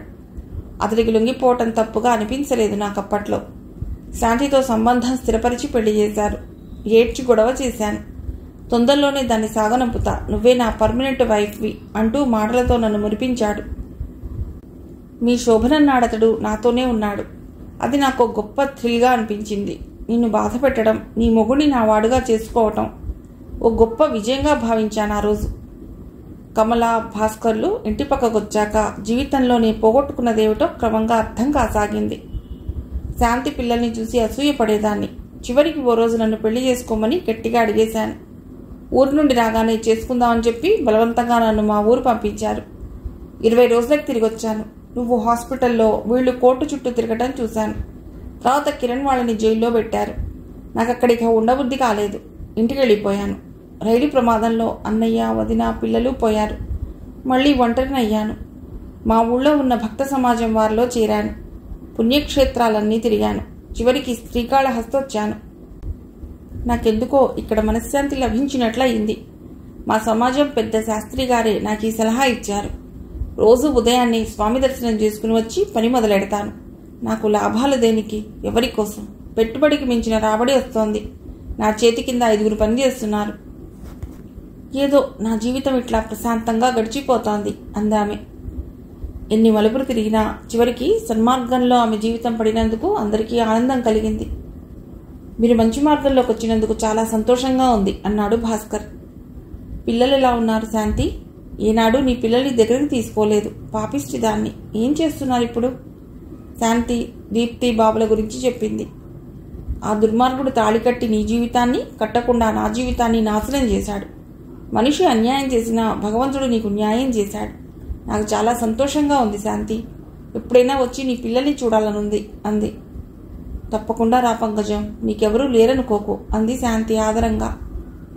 వీలు చూసుకునండి, మన అనుకుంటే అంతా మనవాళ్లే అవుతారు అన్నాడు భాస్కర్. పంకజం కళ్ళు చెమ్మగిల్లాయి. అవి వాళ్ళ కంటపడకుండా లేచి, పడుకోండి, చాలా పొద్దుపోయింది అంటూ వెళ్ళిపోయింది. జీవితం చెదిరినా తిరిగి చక్కదిద్దుకోవటానికి ఎప్పుడూ అవకాశం ఉంటుంది. అయితే మనిషి దాన్ని తెలుసుకోవాలి, అర్థం చేసుకోవాలి, ఆచరించాలి అనిపించింది శాంతికి. పంకజం బలవంతం చేయడంతో మరో 2 రోజులు ఆమె దగ్గరే ఉన్నారు. అక్కడి నుంచి మద్రాసుకు బయలుదేరారు. ఆదివారం పగలు 11 గంటలు కావస్తోంది. బాబు సిద్ధార్థ టీవీ చూస్తున్నారు. వరండాలో చెప్పుల చప్పుడు విని బాబు లేచి వెళ్లి కట్టెను తొలగించి చూశాడు. మీ అమ్మగారు వాళ్ళు వస్తున్నారు అన్నాడు సిద్ధార్థ కేసి చూస్తూ. సిద్ధార్థ లేచి వచ్చాడు. తల్లితో పాటు పెత్తల్లి వనజ, ఆమె చెల్లెలు గిరిజ, మరో నడి వయస్సు వ్యక్తి లోపలికి వస్తున్నారు. రండి రామ్మా, ఫోన్ చేయకపోయావా? బస్టాండ్కి వచ్చేవాణ్ణి అన్నాడు తల్లి చేతిలోని బ్యాగ్ అందుకుంటూ సిద్ధార్థ. వారంతా లోపలికి వచ్చారు. నేను ఉత్తరం రాశాన్రా అందామె. ఏది రాలేదే అన్నాడు సిద్ధార్థ. స్పేర్గా ఉంచిన కుర్చీలు తెచ్చి వేశాడు బాబు. లోపలికి వెళ్ళి, అక్క మీ అత్తగారు వాళ్ళు వచ్చారు, నువ్వెళ్ళు, ఈ పని నేను చూస్తాను అన్నాడు. దీప్తి నవ్వి, నువ్వు చేసే పనేం లేదు గాని వాళ్ళొస్తే నువ్వెందుకు ఇలా వంటింట్లోకి వచ్చావు? పో వాళ్ళ దగ్గర కూర్చో అంది స్టవ్ ఆఫ్ చేస్తూ. బాబు ఫ్రిడ్జ్లోంచి వాటర్ బాటిల్స్ తీసి గ్లాసుల్లోకి నీళ్లు పంపాడు. దీప్తి ట్రేలో గ్లాసులు పెట్టుకుని హాల్లోకి వచ్చింది. అత్తగారిని, పెద్దత్తగారిని, ఆవిడ చెల్లెల్ని కుశల ప్రశ్నలు వేసింది. అవతల వ్యక్తి ఎవరన్నట్లు చూసింది. వచ్చినతను ఇంటిని, అందులోని సామాన్లను, వాటి ఖరీదుల్ని అంచనా వేసి ఇంటి వారెంత ధనవంతులో లెక్క వేస్తున్నట్లు చూస్తున్నాడు. అయితే వీళ్ళిద్దరూ నీకు గుర్తున్నారే అమ్మాయి? నా తోటి కోడళ్ళు, అంతేకాదు నీకు మేనత్తలు కూడా. దీప్తి కనుబొమ్మలు ముడిచి అవునా అన్నట్లు చూసింది. అవును, పెళ్లిలో నువ్వు సరిగ్గా గమనించి ఉండవు. చిన్నపిల్ల, దానికేం తెలుసు వరం? వాళ్ళమ్మ మా అన్నని జైలుకి పంపే నాటికి 4-5 ఏళ్ల పసిది, మమ్మల్నేం గుర్తుపడుతుంది అంది వనజ. ఎవరి గురించి అంటోంది ఈవిడ అన్నట్లు దీప్తి, బాబు, సిద్ధార్థ ఆశ్చర్యంగా చూశారు వనజ వైపు. వనజ దీప్తిని చూస్తూ, ఈ పూట మేము ఇక్కడెందుకు వచ్చామో తెలుసా? ఇంతకాలం ఏ కన్న తండ్రికి మీరు దూరం అయ్యారో ఆయన మీ దగ్గరికి చేర్చడానికి వచ్చాం అంది. నిజమా? ఎక్కడున్నారు మా నాన్న? ఆత్రంగా అడిగారిద్దరు. కుర్చీలో కూర్చున్న వ్యక్తిని చూపుతూ, ఇతడే మా అన్న కిరణ్, మీ కన్న తండ్రి. దీప్తి, బాబు కన్నార్పక తండ్రి చూశారు. అతడు కూడా లేచి నిలబడి తనంత ఎత్తున్న కూతుర్ని, కొడుకుని చూసుకుంటున్నాడు. అతడి కళ్ళకి వాళ్ళిద్దరూ కోటి వరాల మూటల్లా, కష్టపడకుండా, దాచుకోకుండా అకస్మాత్తుగా లభించిన ధనరాశుల్లా, అయాచితంగా తనకెదురొస్తున్న సంపదలా కనిపించారు. వీరిన రక్తం పంచుకుని పుట్టిన పిల్లలు. మీ అమ్మ పుణ్యమా అని ఇన్నేళ్లు జైల్లో నానా బాధలు పడి ఈ మధ్య విడుదలయ్యాడు. సరే, మా నాన్న అంటే మీ తాత జైల్లోనే చచ్చిపోయాడు. ఇక మీ బామ్మ అంటే మా అమ్మ మంచంలో పడింది. ఆ జైలు వాతావరణం పడక ఇదిగో మీ నానిలా గోగుపుల్లలా తయారై ఇన్నేళ్లకు బయటకు వచ్చాడు. దీప్తి, బాబు ఆవిడ చెప్పే మాటలేవీ సరిగ్గా వినటం లేదు. వాళ్ళు కన్నార్పక తమ కన్న తండ్రిని చూస్తున్నారు. రా తల్లి, ఇటురా. బాబు ఇలారా, రండి పిలిచాడతడు చేతులు చాస్తూ. దీప్తి, బాబు నిద్రలో నడుస్తున్న వారిలా అతడి దగ్గరికి వెళ్లారు. ఇద్దరినీ చేతుల మధ్య పొదుపుకుని, ఎంతకాలం గడిచింది, ఎన్ని సంవత్సరాలు నా బిడ్డల్ని నాకు దూరం చేశాయి. భగవంతుడు ఎంత నిర్దయుడు కాకపోతే ఇన్నేళ్లు మీకు దూరమై ఎలా బతికాను అన్నాడతడు కంఠం గాద్గదికం కాగా. మధ్యలో దేవుడేం చేశాడు? నీ పెళ్ళాం చేసింది గాని అంది గిరిజ. దీప్తి, బాబు, సిద్ధార్థ చిరాగ్గా చూశారు ఆమె వైపు. వచ్చినప్పటి నుండి చూస్తున్నా మీరెందుకు అమ్మనలా తులనాడుతున్నారు? మా అమ్మని ఏమన్నా అంటే మేము సహించాం కోపంగా అన్నాడు బాబు. మీ అమ్మని మేమెందుకంటాం బాబు? నా కర్మకి నేను బాధపడుతున్నాను. రత్నాల్లాంటి బిడ్డలుండి ఎలా మూడులా జీవించానో తలుచుకుని బాధపడుతున్నా అన్నాడు కిరణ్. ఇన్ని సంవత్సరాల తర్వాత తండ్రిని చూశామన్న ఆనందం క్షణం మాత్రం నిలవకుండా తల్లిని అలా వాళ్ళు నిందించడం చాలా కష్టంగా అనిపించసాగింది ఇద్దరికి. ఎందుకు దాస్తావు? ఎవరో పరాయి చెప్పే కంటే అయిన వాళ్ళం మనం చెప్తే అసలు విషయం సరిగ్గా తెలుస్తుంది కదా. వాళ్ళకి ఈ రోజు కాకపోయినా రేపైనా తెలియవలసిందేగా అంది వనజ అన్నని చూస్తూ. ఏటండి అసలు విషయం కోపంగా చూస్తూ అన్నాడు సిద్ధార్థ. అతడికి వాళ్ళ మాటలు చిరాగ్గా ఉన్నాయి. దీప్తికి అయోమయంగా ఉంది. అత్తగారు వాళ్ళు ఏమనుకుంటారు? అసలు వీళ్ళు ఇలా వచ్చి చెప్పడంలో ఉద్దేశం ఏమిటి? తండ్రిని కలిసిన ఆనందం కరిగిపోతోంది క్రమంగా. మీ అమ్మకి అజాగ్రత్త ఎక్కువ. స్టవ్కి చీరంటుకుని ఒళ్ళు కాలింది. అది మా అమ్మ నాన్న మీ నాన్న కలిసి మీ అమ్మని చంపడానికి చేసిన ప్రయత్నంగా కోర్టులో రుజువు చేసి వాళ్ళు ముగ్గురిని జైలుకి పంపించారు. మా దగ్గర పెద్దగా డబ్బు లేదు. అవతల మీ అమ్మ వైపు హేమా హేమి లాంటి వాళ్ళు నిలబడి డబ్బు వెదజల్లి చివరికి ఇలాగైతేనే ఆ ముసలి వాళ్ళని మీ నాన్నని జైల్లో పెట్టించి మీ నాన్నకి అమ్మకి విడాకులు ఇప్పించారు అంది వనజ దీప్తిని బాబుని చూస్తూ. మేం నమ్మం. మా అమ్మ ఒక్కనాటికి అట్లా చేయదు. మా నాన్న మమ్మల్ని వదిలిపెట్టి వెళ్ళాట. నిజమా కాదా చెప్పండి మీరు అడిగారు కిరణ్ని చూస్తూ. అతడి నాన్న అని పిలవటానికి వాళ్ళకెందుకో సంకోచంగా అనిపిస్తోంది ఇప్పుడు. మొన్నటిదాకా రాజమండ్రి సెంట్రల్ జైల్లో ఉండొచ్చాను బాబు. కావాలంటే ఎంక్వైరీ చేసుకోండి. ఆ భాస్కర్కి అంతా తెలుసు అన్నాడు కిరణ్ మెల్లిగా. ఆ భాస్కర్ సరోజ అంతా ఒక్కటే. వాళ్ళంతా ఆవిడ వైపే మాట్లాడతారు. పిల్లలకి నిజం చెప్తారా నీ పిచ్చి గాని? అసలు సంధానకర్తలు వాడిద్దరేగా అంది గిరిజ. భాస్కర్ అంకుల్కి తెలుసా? ఆశ్చర్యపోతూ అన్నారిద్దరు. అంకులు పెంకులు అందరూ పైకి మావలే అంది విసురుగా గిరిజ. ఆమెను మోచేత్తో పొడిచింది ఆగమన్నట్లు వనజ. అసలు కథానాయకుడు తెర వెనుక ఉన్నాడు. ఉండి నాటకం అంతా ఆడించాడు. ఆయన పేరు రాజశేఖరం. ఇప్పుడు నువ్వు వెనుక మీ అమ్మ ఉద్యోగాలు చేసింది ఆయన దగ్గరే. మీ అమ్మ మీదున్న ప్రేమతో మీకు ఉద్యోగాలు వచ్చాయి తప్ప అంత తొందరగా వస్తున్నాయి ఏమిటి అంది వనజ అక్కసుగా. గిరిజ అందుకుని మీ అమ్మా నాన్నల మధ్య కలతలకి విడిపోవటానికి కారణం అతడే. మీ అమ్మ చేత విడాకులు ఇప్పించింది, మా వాళ్ళని జైల్లో పెట్టించింది అతడే. సిద్ధార్థకి 1,00,000 రూపాయల కట్నం ఇచ్చింది అతడే అంటుండగానే ఆ దరిద్రపు సొమ్ము మా వాడు ఆనాడే తీసుకువెళ్లి వాళ్ళ మొహాన కొట్టొచ్చాడు అంది నిరసనగా వరమ్మ. ఇది నిజమా అన్నట్లు చూశాడు సిద్ధార్థ వైపు అక్క తమ్ముడు. వాళ్ళిద్దరికీ జరుగుతున్న సంఘటన తలకొట్టేసినట్లు అనిపించజేస్తోంది. తల్లిని గురించి తాము ఎన్నడూ శత్రువుల గురించి కూడా అనుకోని చాలా చెడ్డ విషయాలు తెలియటం, అది అత్తగారి ఎదుట తల్లిని దోషిలా వర్ణించి వాళ్ళు చెబుతుంటే సహించలేకపోతున్నారు. నాకు తెలిసినంతవరకు రాజశేఖరం గారు చాలా పెద్ద మనిషి. మా నాన్న భాస్కరం గారితో కట్నం గురించి మాట్లాడిన విషయం నాకు తెలియదు. 1,00,000 రూపాయలు ఇచ్చిన సంగతి నాకు తర్వాత తెలిసింది. వెంటనే మా నాన్న నొప్పించి భాస్కర్ అంకుల్ని తీసుకుని ఆ డబ్బు నేను శేఖరం గారికి ఇచ్చేసి వచ్చాను అన్నాడు సిద్ధార్థ. దీప్తి అమ్మయ్య అన్నట్లు తేలిగ్గా ఊపిరి పీల్చుకుంది. ఒక పరాయి మగవాడు పరాయి ఆడదానికి కూతురు పెళ్లికి 1,00,000 రూపాయలు ఎందుకు ఇచ్చాడు? అసలు ఎందుకు ఇస్తాడు? ఏ సంబంధము లేకుండా ఊరికే అంత డబ్బిస్తాడా? వాళ్ళిద్దరికీ ఎంత అనుబంధం లేకపోతే? చాలించండి బిగ్గరగా అరిచారు దీప్తి బాబు. సిద్ధార్థ వారి వైపు చూస్తూ, రాజశేఖరం గారు మీరు అనుకునేలాంటి వ్యక్తి కాదు. ఎన్నో ఇన్స్టిట్యూషన్స్ పెట్టారు. ఎందరికో ఎన్ని రకాలుగానూ సహాయం చేస్తుంటారు. ఎందరో పేద విద్యార్థుల్ని చదివించారు. ఎందరికో ఉద్యోగాలు ఇప్పించారు. అందులో ఇది ఒకటి. నా డబ్బు ఓ ఆడపిల్ల పెళ్లికి ఉపయోగపడితే అంతకంటే ఆనందం, ఆ డబ్బుకి సార్థకత మరొకటి ఉండదనుకుంటాను అన్నారాయన ఆ రోజు. అంతేకాదు తన సంస్థల్లో పనిచేసే ప్రతి ఒక్కరి ఆర్థిక స్థితిగతులు ఆయన తెలుసుకుని వాడికి కావలసిన సహాయం చేస్తుంటారట. అత్తగారు చాలా అభిమానం గల మనిషి. అంచేత ఆమెకు తెలియకుండా సహాయపడాలనుకున్నారు. ఇందులో నాకేం తప్పు కనిపించడం లేదు. అటువంటి వ్యక్తిపై మీరు ఇలాంటి అభాండాలు వేయటం తగదు అన్నాడు సిద్ధార్థ. నిదానంగానే అన్నా అతడి కంఠం చివరిలో కరుగ్గా వలికింది. ఓరిపిచ్చినాగన్నా నీకంతే తెలిసింది. శాంతం విను. ఎంత గ్రంథసాంగురాలో మీ అత్తగారు. కొసాగ్గా వింటే గాని అర్థం కాదు అంది వరమ్మ కొడుకుని చూస్తూ. దీప్తి బాబు కోపంగా ఆవిడకేసి చూశారు. మీరు కాస్త మర్యాదగా మాట్లాడండి. మా అత్తగారన్న గౌరవంతో, వాళ్ళు మేనత్తలన్న సంబంధంతో ఇందాకటి నుంచి మీరు మా అమ్మని నానా మాటలు అంటున్నా సహించాను. మరొక్క మాట మా అమ్మని మీలో ఎవరన్నా అదిగో వాకిలి బయటికి నడవండి అంది దీప్తి తీవ్రంగా. వనజ గిరిజ కిరణ్ మొహాలు చూసుకున్నారు. వనజ కళ్ళొత్తుకుంటూ, ఇన్నేళ్ళొచ్చి నీ పిల్లల చేత బయటికి కెట్టించుకోవాల్సిన కర్మ పట్టింది నాకు. నీ తరపు వాళ్ళు ఎంత విషమైపోయానరా అన్నయ్య అంది ఏడుస్తూ. కిరణ్ దీప్తి కేసి చూస్తూ, మీకు మీ అమ్మకి మధ్య కలతలు తేవాలని రాలేదు తల్లి. ఒక్కసారైనా మిమ్మల్ని కళ్ళారా చూసుకోవాలని తప్పించాను. 17-18 ఏళ్ళు ఆ నిస్సారమైన జీవితాన్ని ఎలా గడిపాననుకుంటున్నారు? మీ ఊహల ఆసరాతో. బయటికొచ్చాక నా బిడ్డలను చూసుకుని నా బాధలన్నీ మర్చిపోవాలన్న ఏకైక ఆశతో జీవించాను కానీ, లేకపోతే ఏనాడు మీ అమ్మ నా పరువు, నా కుటుంబ ప్రతిష్ట కోర్టుకి ఇచ్చి వీధుల పాలు చేసిందో ఆనాడే ఆత్మహత్య చేసుకునేవాణ్ణి.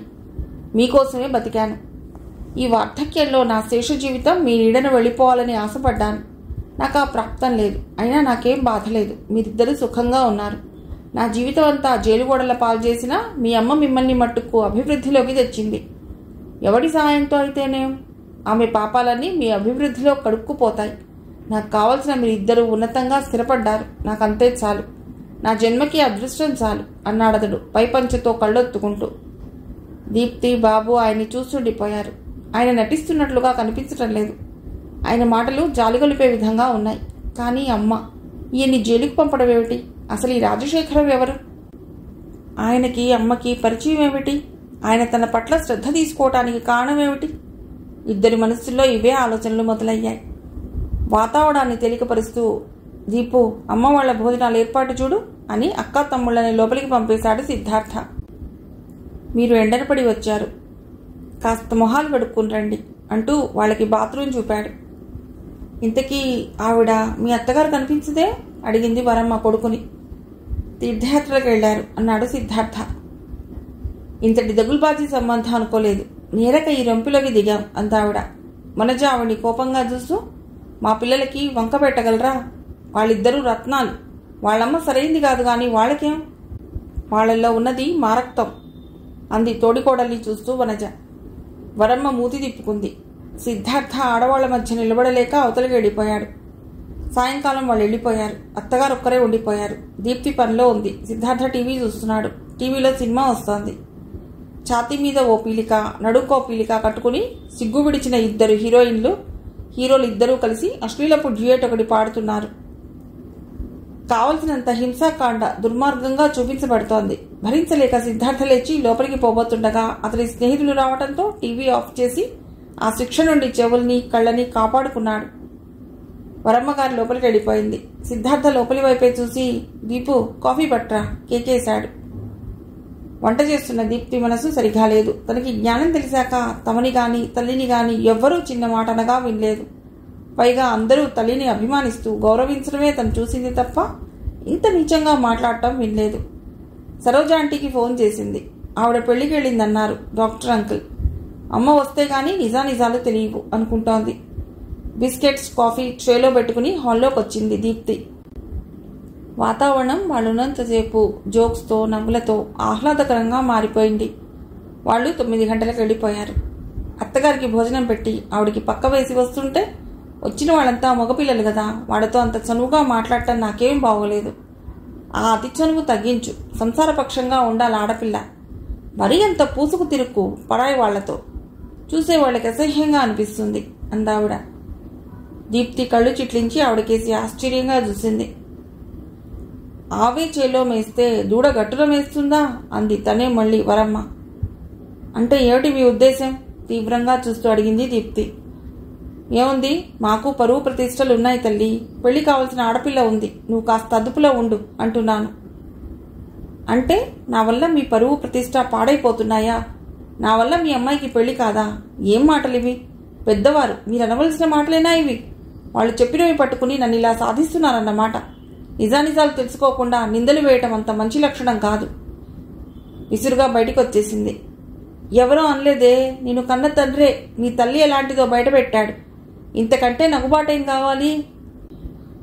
వినలేనట్లు గబగబా తన గదిలోకి వచ్చి మంచంపై పడిపోయింది దీప్తి. సిద్ధార్థ స్నేహితులతో బయటికి వెళ్ళాడు. బాబు సాయంకాలం బయటికి వెళ్ళిన వాడు రాలేదు. 10 నిమిషాల తర్వాత సిద్ధార్థ వచ్చాడు. భోజనం చేస్తూ, వీడు చెప్పింది నిజమని నాకెందుకో అనిపించడం లేదు. ఆయనలో ఇన్నేళ్ల తర్వాత మిమ్మల్ని చూసిన ఆనందం నాకంతగా కనిపించలేదు అన్నాడు. దీప్తి మొహం చిన్నబోయి ఉంది. సిద్ధార్థ కేసు చూసి, అలా ఉన్నావే, వాళ్ళ మాటలకేనా అన్నాడు. కాదు అత్తగారు అంటూ ఆమె అన్న మాటలు చెప్పి ఏడ్చేసింది దీప్తి. సిద్ధార్థ లేచి భార్యను దగ్గరకు తీసుకున్నాడు. ఆమెను ఓదారుస్తూ, అనుకోని పరిస్థితులు ఎదురైనప్పుడే మనోధైర్యం, ఓర్పు బయటపడేది. అత్తయ్య గారు వస్తే పరిస్థితులు అవే చక్కబడతాయి. నువ్వు ఇలా మనస్సు పాడు చేసుకుంటే ఊరుకోను. ఇవేం పట్టించుకోకు. ఓదారుస్తూనే భార్య చేత అన్నం తినిపించాడు సిద్ధార్థ. భర్త లాలనలో సర్వం మర్చిపోయింది దీప్తి. మర్నాడు బాబు ఆఫీస్కి వెళ్ళాడు. మేనేజర్ పిలిస్తే ఆయన గదిలోకి వచ్చాడు. సిడోన్ మిస్టర్ రమేష్ బాబు, మీకు శుభవార్త చెప్పాలని పిలిచాను అన్నాడు. ఏమిటి సార్? కొత్తగా వచ్చిన కార్ చూశారుగా, ఇవిగో దాని తాళాలు, మీరు వాడుకోవచ్చు. కంపెనీ పనులకు మాత్రమే సుమా అని. అయితే ఒక్క విషయంలో మట్టుకు ఈ రూల్ వర్తించదు.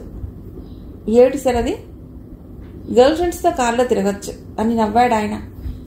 మీరు నా పట్ల చూపుతున్న అభిమానానికి ఎలా కృతజ్ఞతలు చెప్పాలో తెలియటం లేదు సార్ అని కుర్చీలోంచి లేచి వెళ్ళబోతూ, అన్నట్లు మన కంపెనీలో రాజశేఖరం గారి షేర్ ఉన్నట్లుంది. షేర్లేమిటి? ఆయన వెనుకగా అండగా ఉండబట్టే ఈ కంపెనీ లాభాల మీద నడుస్తోంది. అసలు నువ్వు కృతజ్ఞతలు చెప్పవలసింది నాకు కాదు, వారికి. వారే ఈ ఉద్యోగం నీకు ఇవ్వన్నారు. అన్నట్లు మీ అమ్మగారు కులాసానా? బాగానే ఉన్నారండి. ఓ నమస్కారం పెట్టి ఆ గది దాటి బయటకు వచ్చాడు. ఈ ఉద్యోగం రాజశేఖరం రికమెండేషన్తో వచ్చింది, అంతేగాని విజయ్ అంకుల్ చెప్తే కాదన్నమాట. వీళ్ళంతా ఎందుకిలా మమ్మల్ని మభ్యపెట్టారు? ఆ రాజశేఖరానికి మా పట్ల ఈ ప్రత్యేక ఆసక్తికి కారణం ఏమిటి? అమ్మా నాన్న విడిపోవటంలో ఆయన స్వార్థం ఉందా? ఆయనకి అమ్మ మీద చిచి, అమ్మని గురించి అలా ఆలోచించడమే పాపం. అమ్మకు లేకపోవచ్చు, ఆయనకు అమ్మ పట్ల ఆసక్తి ఉండొచ్చుగా. మనసంతా గజిబిజిగా చిరాగ్గా మారిపోయింది. ఆ సాయంకాలం బాబు కాస్త ఆలస్యంగా ఇంటికొచ్చాడు. వస్తూనే, అక్క ఓసారి ఇలారా అంటూ తన గదిలోకి వెళ్ళాడు. పనిలో ఉన్న దీప్తి స్టవ్ ఆఫ్ చేసి వచ్చింది. బావగారు వచ్చారా? జేబులో నుండి ఓ కవర్ తీసి ఆమె చేతికిచ్చి చూడు అన్నాడు. కవర్లో ఫోటోలున్నాయి. తీసింది దీప్తి. చూస్తూనే ఆమెకి నోటమాట రాలేదు. తల్లి పక్కన అపరిచిత యువకుడు నిలబడి ఉన్నాడు. బాబు కేసి చూసింది. అతడి దృష్టి తల్లి పక్కన నిలబడ్డ వ్యక్తి మీద ఉంది. ఆయన అంటే మన నాన్న చెప్పింది నిజం అక్క. ఈ ఫోటోలోని వ్యక్తి రాజశేఖరమే. మా ఆఫీస్లో కూడా ఈయన ఫోటో ఉంది. ఇప్పుడు పెద్దవాడయ్యాడనుకో. ఈయనే శేఖరం. ఇందాక నాన్న కలిశాడు. తన ఇంటికి తీసుకెళ్లాడు. ఆయనున్న స్థితి చూసి నాకు చాలా బాధ అనిపించింది. ఒకప్పుడు బాగా బతికేట. ఆ శేఖరం ఆయన జీవితాన్ని ఎలా నాశనం చేసింది చెప్పాడు. పెళ్లికి ముందర వాళ్ళిద్దరూ ప్రేమించుకుని ఉండవచ్చు. దురదృష్టం కొద్దీ నాతో పెళ్లి జరిగింది. ఆవిడ పాత స్నేహితుల్ని మర్చిపోలేకపోయింది. మధ్య నా జీవితం పాడైంది అన్నారు ఆయన కన్నీళ్లు పెట్టుకుంటూ. దీప్తి కళ్ళు ఫోటోకి అతుక్కుపోయాయి. నోటమాట రావటం లేదు. ఈ ఫోటోలు చూడగానే మొదట నేను నీలాగే షాక్ అయ్యాను అన్నాడు బాబు. కాసేపు నిశ్శబ్దంగా కూర్చుండిపోయింది. సిద్ధార్థ రావటంతో ఫోటోలు తమ్ముడికి ఇచ్చి బయటికెళ్ళింది. బాబు ఫోటోలు అల్మారాలో దాచేసి సాలోచనగా కుర్చీలో కూర్చున్నాడు. 2 రోజులు గడిచాయి. 3వ రోజు సాయంకాలం కిరణ్ పళ్ళు, స్వీట్లు, బట్టలు తీసుకొచ్చి వరమ్మ గారికి ఇచ్చాడు. ఎందుకు ఇవన్నీ అందావిడ ప్యాకెట్స్ చూస్తూ. ఈ చీర మీకు కలర్ నచ్చకపోతే చెప్పండి, వేరే తెప్పిస్తాను అన్నాడు కిరణ్. ఆవిడ ఇష్టంగానే చీర తీసి చూసింది. చాలా ఖరీదైన చీర అని చూడగానే తెలుస్తోంది. ఆవిడకి బాగా నచ్చింది. పర్వాలేదులే, మళ్ళీ ఏం మారుస్తావు అంది దయదల్చినట్లుగా. ఈ బట్టలు సిద్ధార్థకి, ఇవి బాబుకి, ఇవి దీప్తికి అన్నాడు ప్యాకెట్లు టేబుల్ మీద ఉంచుతూ. మరిక నేను పెడతానండి. అదేమిటయ్యా, కూతురు వచ్చే టైం అయిందిగా, కూర్చో, బట్టలు నువ్వే ఇద్దు గాని. కాస్త కాఫీ అయినా తాగకుండానా? అక్కగారు, ఆడపిల్లకి మనం ఇవ్వాలే తప్ప దానింట్లో ఏమీ తీసుకోకూడదన్న నియమం నాకు. ఆవిడ ఎలాగూ ఉంది కదా, ఇంకా నేను కూడా దేనికి? వస్తానండి. అమ్మాయి వచ్చాక చెప్పండి, అర్జెంటు పనుంది అంటూనే వెళ్ళిపోయాడు కిరణ్. అతడి మాటలు వర్ధనమ్మ గారికి నచ్చాయి. నిజమే, మరి ఆడపిల్ల ఇంట్లో పడి తినటానికి సిగ్గుండాలి అనుకుంది మనస్సులో.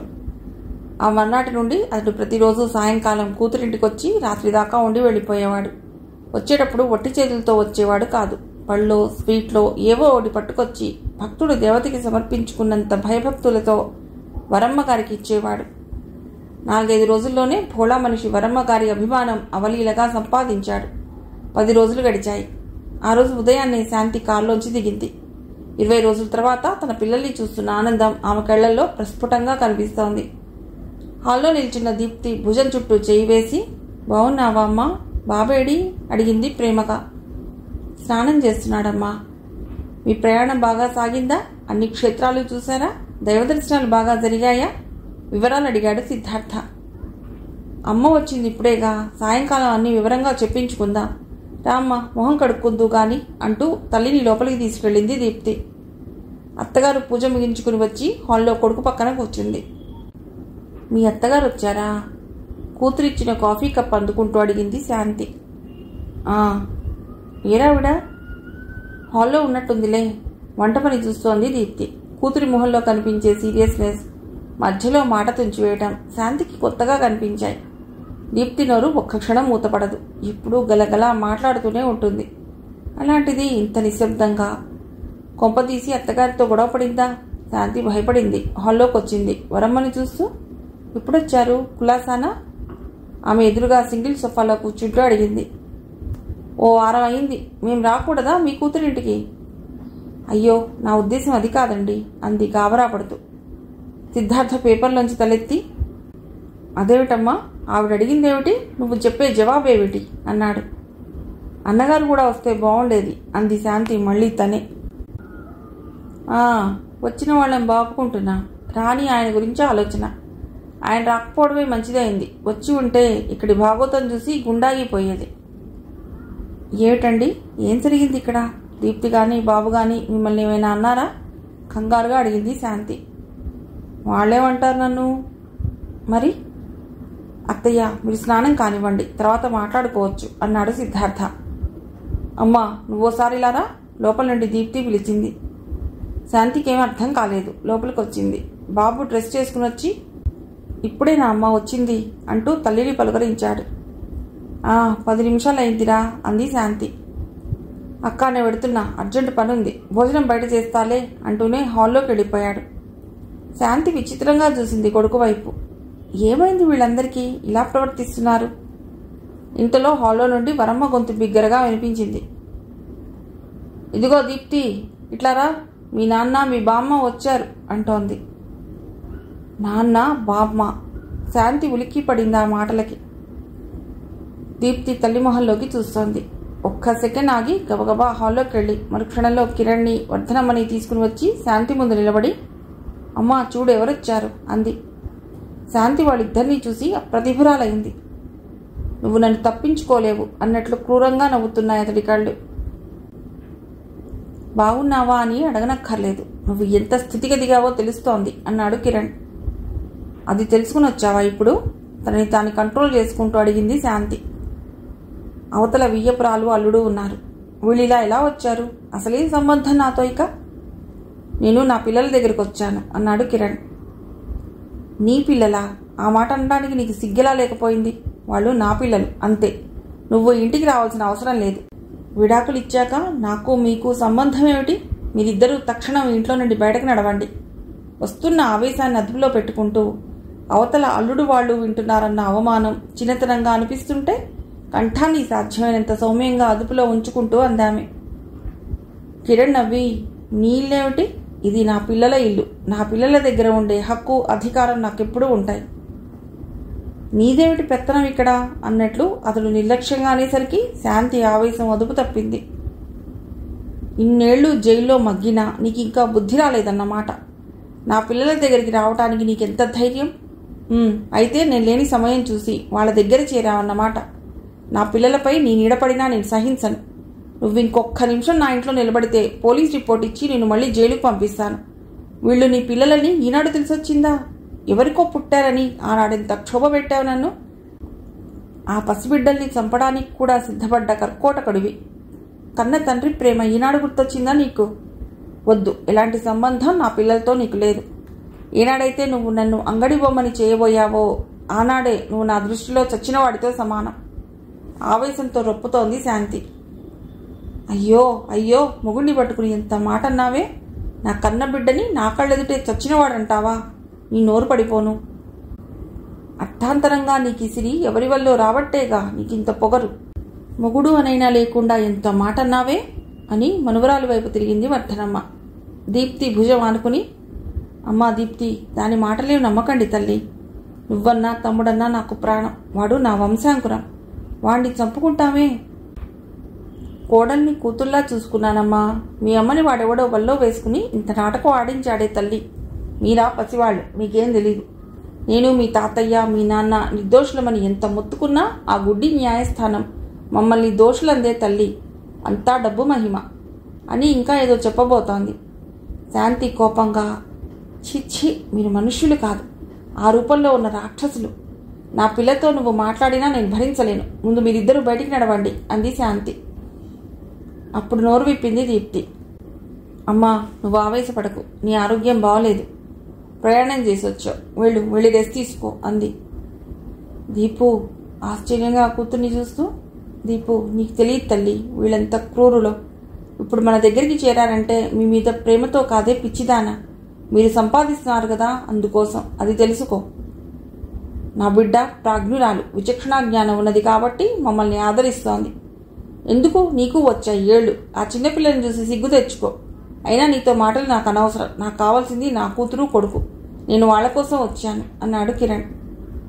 నా మనవరాలికి మనవడికి ఏ మందు పెట్టావే? నా వంశాంకురాన్ని నాకు కాకుండా చేయకే శాంతమ్మ తల్లి. నా బిడ్డల్ని నాకిచ్చే. నీ మొగుడి మీద నీ కోపం బాగానే తీర్చుకున్నావుగా, చాలేదా? ఈ చివరి రోజుల్లోనన్నా నా మనవడి నీడనా నా జీవితం వెళ్ళిపోనీయవే తల్లి అంది శోకాలు పెడుతూ వర్ధనమ్మ.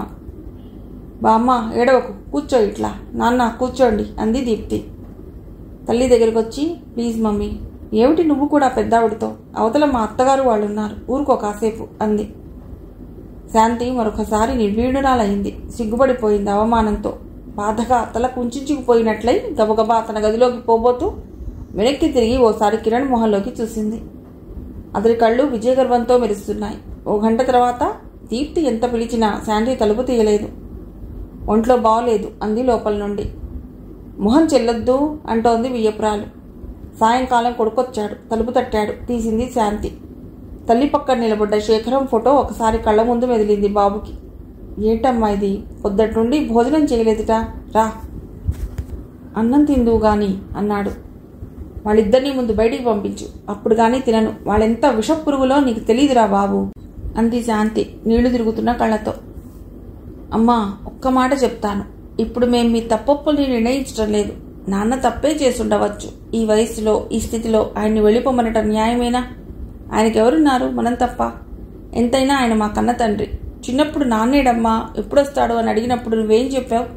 మనల్ని వదిలిపెట్టి వెళ్ళిపోయాడు. మీరు పెద్దయ్యాక వస్తాడన్నావు. మాకు బాగా గుర్తు. జైలుకి ఎందుకు వెళ్ళాడో చెప్తే అర్థం చేసుకోలేని వయస్సు మీది. అందుకే అప్పుడు చెప్పలేదు.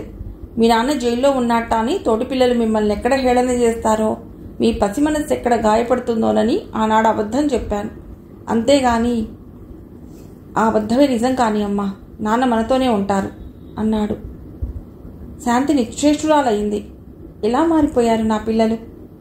ఏనాడు నా మాటకు ఎదురు చెప్పని వాళ్ళు ఈనాడు స్వయం నిర్ణయాలు తీసుకుంటున్నారు. ఏనాడో వదిలేసినా కనీసం గుర్తు తెలియని తండ్రి ఈరోజు కావాల్సి వచ్చాడా? మొహమైనా చూడని పిల్లలు అతన్ని అభిమానించడం ఏమిటి? బాబు వెళ్ళిపోయాడు. వియ్యప్రాలు వినోదంగా చూస్తోంది ఇదంతా. ఆవిడ ముందు తలెత్తుకు తిరగలేకపోతోంది శాంతి. మొహం గడుకుని వచ్చి తన గదిలో కూర్చుంది. భోజనానికి డైనింగ్ హాల్లోకి వెళదాం అనుకుంటుండగా దీప్తి భోజనం ప్లేట్తో గదిలోకి వచ్చింది. నేను వచ్చేదాన్నిగా, పద అంది లేస్తూ. దీప్తి ప్లేట్ టేబుల్ మీద ఉంచుతూ వాటర్ బాటిల్ ఉంచింది. అక్కడ వదిలే, అందుకే ఇక్కడికి తెచ్చాను. శాంతికో సెకండ్ అర్థం కాలేదు. ఆవిడ ఉన్నారు టేబుల్ దగ్గర, అందుకని అంది దీప్తి. శాంతి తినకుండా దీప్తి వైపు చూస్తోంది. అమ్మా, నువ్వేమీ అనుకోకు. ఓ మాట చెప్తాను.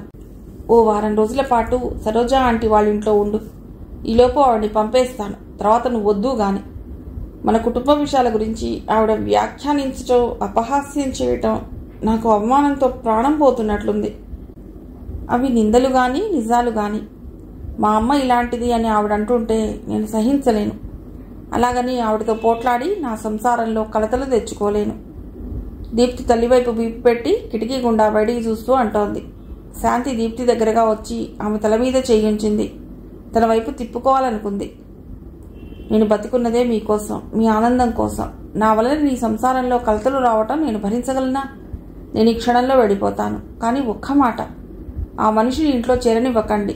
ఏ కోర్టైనా నేరస్తుడికి వాడి నేరమేమిటో చెప్పి గానీ శిక్ష వేయదు. కానీ మీరు నా తప్పేమిటో చెప్పకుండా శిక్షిస్తున్నారు.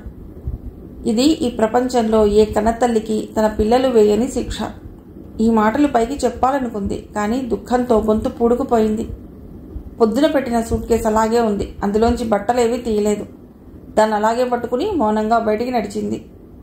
దీప్తి వెనుదిరిగి చూసేసరికి శాంతి లేదక్కడ. ఆటోలో నేరుగా సరోజ ఇంటికి వచ్చేసింది శాంతి. సూట్ కేసుతో వచ్చిన శాంతిని ప్రశ్నార్థకంగా చూసింది సరోజ. అయినా తర్వాత కనుక్కోవచ్చునని అనుకుని, రారా, నేను ఉదయమే వచ్చాను పెళ్లికి వెళ్ళి. యాత్రలు బాగా జరిగాయా? మొహం మరీ అలా లంకణాలు వాళ్ళలా పీక్కుపోయిందే అంది లోపలికి ఆహ్వానిస్తూనే ప్రశ్నిస్తూ. లోపలికొచ్చి సోఫాలో కూర్చుంది శాంతి. మంచినీళ్ళు ఇచ్చింది కాఫీ కలుపుతూ. ఏమిటి విశేషాలు?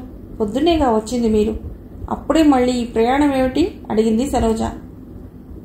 శాంతి ఓ నిమిషం ఆగి, తిరిగిరాని ప్రయాణం పెట్టుకున్నాను, నిన్నోసారి చూసిపోదామని వచ్చాను అంది. సరోజ అర్థం కానట్లు మొహం పెట్టి, కాస్త అర్థమయ్యే భాషలో చెబుతూ తల్లి అంది కాఫీ కప్పు చేతికిస్తూ. శాంతి కంఠం గద్గదిగం అయింది. కళ్లల్లో నీళ్లు తిరుగుతున్నాయి. మనిషి ఆవేదనతో ఆవేశంతో సన్నగా కంపిస్తోంది. తను వచ్చినప్పటి నుండి జరిగిన సంఘటన, దానికి పిల్లల ప్రతిస్పందన చెప్పింది. నేను ప్రశాంతంగా ఈ చివరి రోజులు గడపటం ఆ భగవంతుడికి ఇష్టం లేదనిపిస్తోంది. శాంతి కళ్లల్లోంచి నీళ్లు జలజలా రాలాయి. సరోజ కాఫీ తాగకుండా కప్పు అలా చేతుల్లో పట్టుకుని మ్రాన్పడి చూస్తోంది. కొద్ది నిమిషాలకు తేరుకొని శాంతి దగ్గరకు వచ్చి, నిజానికి వాళ్ళకేం తెలుసునని నేను చెప్తాగా, నువ్వు ఊరికే బెంబేలు పడకు అంది. కాఫీ చల్లారింది, వెచ్చబెట్టుకొస్తానుండు అంటూ కాఫీ కప్పు తీసుకుని కిచెన్లోకి వెళ్ళింది. నేనెవరైనా పంపి వాళ్ళిద్దరినీ పిలిపిస్తాను అంది సరోజ. వద్దు అంది శాంతి.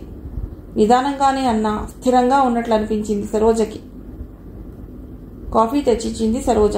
ఇద్దరి నడుమ మౌనం. కొండంత భారాన్ని మోస్తున్నట్లు గాలి బరువుగా, ఊపిరి కష్టంగా, కడుపులో మంటగా అనిపిస్తోంది. ఉన్నట్లుండి, డాక్టర్ గారితో చెప్పి బెనారస్కి నాకు టికెట్ రిజర్వేషన్ చేయించు అంది. తమాషాగా తీసుకోదగిన అంశంగా అనిపించడం లేదు సరోజకి. కొద్ది క్షణాలు శాంతిని పరిశీలనగా చూసి, అలాగే, నువ్వు కాసేపు రెస్ట్ తీసుకో, 10 నిమిషాల్లో భోజనం చేద్దాం అంది. పిల్లల గదిలో శాంతి సూట్ కేసు పెట్టింది. శాంతి మంచంపై వాలి కళ్ళు మూసుకుంది. 10 గంటలకి భోజనాలు అయ్యాయి. శాంతి పడుకుంది. నేను అరగంటలో వస్తా, అప్పుడు ఆలోచించి ఓ నిర్ణయానికి వద్దాం అంటూ మేడ దిగి వెళ్ళిపోయింది సరోజ. 10:30 అయింది. కింది నుండి దీప్తి బాబుల గొంతులు వినిపించాయి. శాంతి కళ్ళు ఆనందంతో మెరిశాయి. నా పిల్లలు నా కోసం వచ్చారు అనుకుంది గర్వంగా.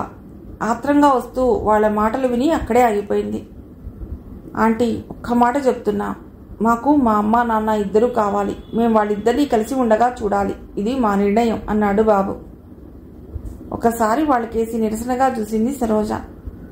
మీకోసం తన జీవితాన్ని, సుఖాన్ని త్యాగం చేసిన మీ అమ్మ, ఒక్క క్షణం మీరు కంటికి కనిపించకపోతే విలవిలలాడే మీ అమ్మ, మీ ఆనందం కోసం, మీ చదువుల కోసం, మీ సౌకర్యాల కోసం తన ఆరోగ్యాన్ని పణంగా పెట్టిన మీ అమ్మ కంటే కేవలం నాన్న అన్న హోదా తప్ప మరేమీ లేని ఆ వ్యక్తి మాటలు నమ్మి మీ అమ్మని వదిలేస్తారా? మేం వదిలేయడం ఏమిటి? నేను 4 రోజులు మీ ఇంట్లో ఉండమన్నాను తప్ప, అక్కడ మేమెంత అవమానం పాలయ్యామో నీకేం తెలుసు? అంటావు. ఈరోజు నా దగ్గరికి పొమ్మన్నావు, ఆ తర్వాత ఇంట్లోంచి వెళ్ళిపోమ్మంటావు. ఎందుకు మీ అమ్మ నా ఇంటికి రావాల్సి వచ్చింది? కేవలం మీ వలన. మీకు ఈనాడు నాన్న ఎక్కువయ్యాడా? ఏం, ఆయన చేసిన తప్పేమిటి? ఈరోజు ఆయన ఎంతగా ఈసడించిందో తెలుసా? వీళ్ళ తగాదా మా అత్తగారి ముందే జరిగింది. నా తల కొట్టేసినట్లయింది. అయినా నేరమంతా ఆయనదేనా? తనేమీ పొరపాటు చేయలేదా? ఆంటీ, గుప్పిట మూస్తేనే గుట్టు, అది తెరిస్తే అంతా రట్టే ఈసడింపుగా అంది దీప్తి. ఏమిటే ఇందాకటి నుంచి వాగుతున్నావు? ఏం గుట్టు, ఏం రట్టు? ఏం తప్పు చూసావు మీ అమ్మలో నువ్వు? ఈ ఫోటోలు చూడు, వీటికేం చెప్తావు? కొన్ని ఫోటోలు బ్యాగ్లో నుండి సరోజ చేతికిస్తూ అంది దీప్తి. సరోజ ఫోటో తీసుకుని చూసింది. అది శాంతి, రాజా, నరసింహస్వామి గుడి నుండి బయటికి రాగానే భాస్కర్ తీసిన ఫోటో. ఇది వీళ్ల దగ్గరికి ఎలా వచ్చింది? ఏం మాట్లాడవు? రహస్యం బయటపడిందనా? ఈ రాజశేఖరానికి మా అమ్మకి ఏమిటి సంబంధం? ఏ సంబంధమూ లేకపోతే ఆయన అక్క పెళ్లికి 1,00,000 రూపాయల కట్నం ఎందుకు ఇస్తాడు? నాకు ఉద్యోగం ఎందుకు ఇప్పించాడు? మేం నిజంగా మా నాన్నకే పుట్టామా, లేక ఆ రాజా? సరోజ ఆవేశంగా, నోర్ముయ్, ఎక్కువ మాట్లాడావంటే పొళ్ళు రాలగొడతాను. పాముకి పాము పిల్లలే పుడతాయి, చిచ్చి అంది. మేడ మీద రైలింగ్ పట్టుకుని నిలబడ్డ శాంతి తూలి అక్కడే కూలబడింది. నిజంగా ఈ మాటలు నా పిల్లలేనా అంటోంది. ఆమెకి నమ్మశక్యంగా అవటం లేదు. మనస్సు మీద పెట్రోల్ పోసి కాల్చినట్లుంది. మెదడులో నరాలు చిట్లిపోతాయేమోనన్నట్లుగా భయంగా 2 చేతులతో తల గట్టిగా పట్టుకుని కూర్చుండిపోయింది శాంతి. సరోజకి ఊపిరాడనట్లు అనిపిస్తోంది. ఈ రాజశేఖరానికి మీ అమ్మకి ఏమిటి సంబంధం అని కదూ మీరు అడిగింది? అది మీరనుకునే నీచమైన సంబంధం మటుకు కాదు. మీరు నమ్మండి, నమ్మకపోండి. మీ అమ్మ అతడిని చూసి 20 సంవత్సరాలైంది. సమయం వచ్చింది కాబట్టి అది దేవత లాంటి తల్లిని మీరు అనుమానించి అసహ్యించుకుంటున్నారు గనక అన్నింటినీ మించి తల్లి శీలాన్ని కూడా శంకించే దౌర్భాగ్యపు స్థితికొచ్చారు కాబట్టి ఈరోజు 25 సంవత్సరాల కిందటి మీ అమ్మ ప్రేమ కథ చెప్పవలసి వచ్చింది అంటూ మేడ మీదికి చూసి, మేడ మీదున్న ఓ మూర్ఖురాలా, నువ్వు విను అంది సరోజ. మీ అమ్మ నిజంగా మూర్ఖురాలే. మీలాంటి వాళ్ల కోసం ఓ అమృతమూర్తిని కాలదన్నుకుంది. చదువుకునే రోజుల్లో అంటూ మొదలెట్టి శాంతి గత జీవితం అంతా ఒక్కసారి కళ్ల ముందు నిలబెట్టినట్లుగా చెప్పింది. చెబుతూ చివరగా పలుగుపారలతో గుండెని తవ్విపోస్తున్నా తనకి వారి నుండి ఏమీ లభించకపోయినా భూమాత బాధపడదు. మీదు మిక్కిలి విశేషంగా ధాన్యరాశుల్ని ధారపోస్తుంది. గొడ్డళ్లతో నరుకుతున్న చెట్టు ప్రాణవాయువునిస్తుంది, ఫలాలనిస్తుంది. కానీ తానేమీ ఇతరుల నుండి ఆశించదు. పశువులు పాలిస్తున్నాయి. పక్షులు తమ తీయని గొంతుకలతో రాగాలాలపించి ఆహ్లాదిస్తున్నాయి. ఆకాశంలోని మేఘాలు నీరిస్తున్నాయి. గాలి బతుకు నిలుపుతోంది. నిప్పు వేడినిస్తోంది. ఇలా ప్రకృతిలోని సమస్తము ఎదుటివాడికి తనకున్నది ఇవ్వటానికే ప్రయత్నిస్తున్నాయి. నిస్వార్థంగా ఎవరి నుండి ఏమీ ఆశించకుండా ఇవ్వటం అనేదే లక్ష్యంగా కనిపిస్తున్నాయి. ఉత్తములు ఇతరుల నుండి ఏమీ ఆశించరు. ఇతరులకి సహాయపడటమే జీవితాదర్శంగా బతుకుతారు. ఈ ప్రపంచంలో 100కి 1,000కి కొందరు లాంటి వ్యక్తిత్వాలు, గుణాలు గల మనుషులుంటారు. వారికి ఎదుటి వారిని ప్రేమించటం తప్ప ద్వేషించటం తెలియదు. ఒక్క మీ అమ్మకే కాదు, రాజా ఎందరికో సాయం చేశాడు. మొన్న ఈ మధ్య మా హైస్కూల్లో టీచర్ ఒక ఆవిడ పిల్ల పెళ్లి కుదుర్చుకున్నాను బాబుగారు అని చెప్తే 20,000 పిల్ల పెళ్లికని ఇచ్చాడు. అంటే ఇక ఆవిడకి అతడికి సంబంధం ఉన్నట్లేనా? విశాలాక్షి తమ్ముడు బాగా చదువుకుని స్టేట్ ఫస్ట్ వచ్చాడు. విదేశాల్లో పై చదువులు చదవాలని వాడి కోరిక. ప్రభుత్వం కొంత ధన సహాయం చేసింది. మిగతా డబ్బు తనిచ్చి వాడిని విదేశాలకి పంపించాడు. అంటే విశాలాక్షికి రాజాకి సంబంధం ఉన్నట్లేనా? ఈ రకంగా అతడు చేసిన సహాయాలు ఎన్నని చెప్పను. ఎందరితో మీరు అతనికి సంబంధాలు కల్పిస్తారు? మనిషిలోని పరోపకార చింతనని చూసి సంతోషించండి. కానీ దానికి మసిపూసి మీ కుసంస్కారాన్ని బయల్పరుచుకుని ఓ గొప్ప మానవత్వపు విలువని కించపరచకండి. మనిషి అనిపించుకోవటానికి మానవుడిలో కొన్ని విలువలుండాలి. మానవత్వం, ప్రేమాభిమానాలు, ధర్మం, నీతి, న్యాయం, శీలం, స్వార్థత్యాగం, సమిష్టి శ్రేయోధర్మం ఇవన్నీ కలిగి ఉన్నవాడే మనిషి. సృష్టికి మూలం ప్రేమ. ఇది ఒక వ్యక్తికే పరిమితం కాక విశ్వమానవ కళ్యాణానికై ఆ ప్రేమని పరివర్తింపజేసుకోవటంలో మనిషి పొందే అలౌకిక ఆనందం మీకు చెప్పినా అర్థం కాదు. మొదట్లో ఆ ఇన్స్టిట్యూషన్ మీ అమ్మ కోసం, మీ అమ్మకు ఆర్థికంగా సహాయపడటం కోసం పెట్టినదే. కానీ క్రమేణా అతడు మానసికంగా ఎదిగాడు. నిస్వార్థము, నిర్మలము, నిరహంకారము అయిన ప్రేమతత్వాన్ని జీర్ణించుకున్నాడు. అతడి ప్రేమకిప్పుడు అందరూ పాత్రులే. అటువంటి ప్రేమమూర్తిని, త్యాగిని, మానవోత్తముణ్ణి మీరు అనుమానించారు. కన్న తల్లిని శీలం లేనిదన్నారు. మీ మొహాలు చూసినా పాపమే. వెళ్ళిపోండి, మళ్ళీ ఇంకెప్పుడు నాకు కనిపించకండి అంది కఠినంగా సరోజ. మీరు చెప్తున్నదంతా నిజమా ఆంటీ? ఇద్దరి గొంతుల్లో ఆతృత. ఇద్దరి మనస్సుల్లో 2 వైరుధ్యాల భావాల నడుమ సంఘర్షణ సాగుతోంది. ఎవరు చెప్పింది నిజం? మిమ్మల్ని నమ్మించటానికి కథలవలసిన అవసరం నాకు లేదు. యథార్థం ఇది అంది సరోజ. కొద్ది నిమిషాలు గడిచాయి. దీప్తి ఏదో నిశ్చయానికి వచ్చినట్లు మొహం పెట్టి, ఆంటీ రేపు మా అత్తగారిని పంపేస్తాను, ఎల్లుండొచ్చి అమ్మను తీసుకెడతాను అన్నట్టు ఎవరో పంకజోట రేపు వస్తున్నానని టెలిగ్రామ్ ఇచ్చింది. అమ్మకు చెప్తారా అంది. పంకజం మంచి సమయానికే వచ్చింది. మీ నాన్న అసలు రంగు కూడా బయటపడి మీ కళ్ళు తెరుచుకుంటాయి అంది సరోజ. అంటే పంకజం వచ్చాక మీ నాన్నని పిలిపించండి, అప్పుడు మీకే తెలుస్తుంది. ఆవిడని మీ నాన్న చాలా కాలం ఉద్ధరించాడు. అలాగా? ఆశ్చర్యంగా చూశారు ఇద్దరు. సరోజకి వాళ్ళిద్దరి ఎదుట నిలబడటానికి అసహ్యంగా ఉంది. అమ్మ అంటూ వెళ్లి తల్లి గుండెల్లో ఒదిగిపోవలసిన పిల్లలు తమ పొరపాటుకు కన్నీళ్లతో ఆమె పాదాలు కడగవలసింది పోయి అత్తగారిని పంపి తల్లిని తీసుకువెడుతుందిట. అందాక అమ్మ నిద్రపోతోందా ఆంటీ? పోనీయండి, లేపొద్దు, రేపొచ్చి కలుస్తాం అన్నాడు బాబు. మీ అమ్మ గాఢ నిద్రలోనే ఉంది. రేపొస్తాం ఆంటీ అంది దీప్తి. వాళ్ళిద్దరూ వెళ్ళిపోయారు. ఎంత సమయం గడిచిందో శాంతి లేచి వెళ్ళి గదిలో మంచంపై వాలింది. ఏం మిగిలింది తనకి? ఎవరి కోసం బతకాలి ఇప్పుడు? ఎందుకు బతకాలి? అర్థం లేని ప్రశ్నలు అంది అంతరాత్మ. శరీరంలో ఈ ప్రాణశక్తి ఉన్నంతకాలం బతకాలి, తప్పదు. ఆత్మహత్య చేసుకుంటే ఎందుకు? ఎందుకంటే తన కన్న పిల్లలే తన శీలాన్ని శంకిస్తే ఏం చేయాలి? అది నింద, నిజం కాదు. సత్యం ఈ ప్రపంచంలో అన్నిటికంటే శక్తివంతమైన శక్తి. అలాంటి శక్తి నీవైనప్పుడు దేనికి నరవాలి? ఎందుకు మరణించాలి? అసలు ఇప్పుడిక నిన్ను కట్టేసే బంధాలేమిటి? పిల్లలు జీవితంలో స్థిరపడ్డారు, సుఖంగా ఉన్నారు. కానీ పాము పడగలో వాళ్ళని వదిలేస్తే ఎలా? వాళ్ళేమవుతారు? వాళ్ళకు అన్యాయం జరిగితే ఇన్నేళ్ల నా శ్రమ వృధా కాదా?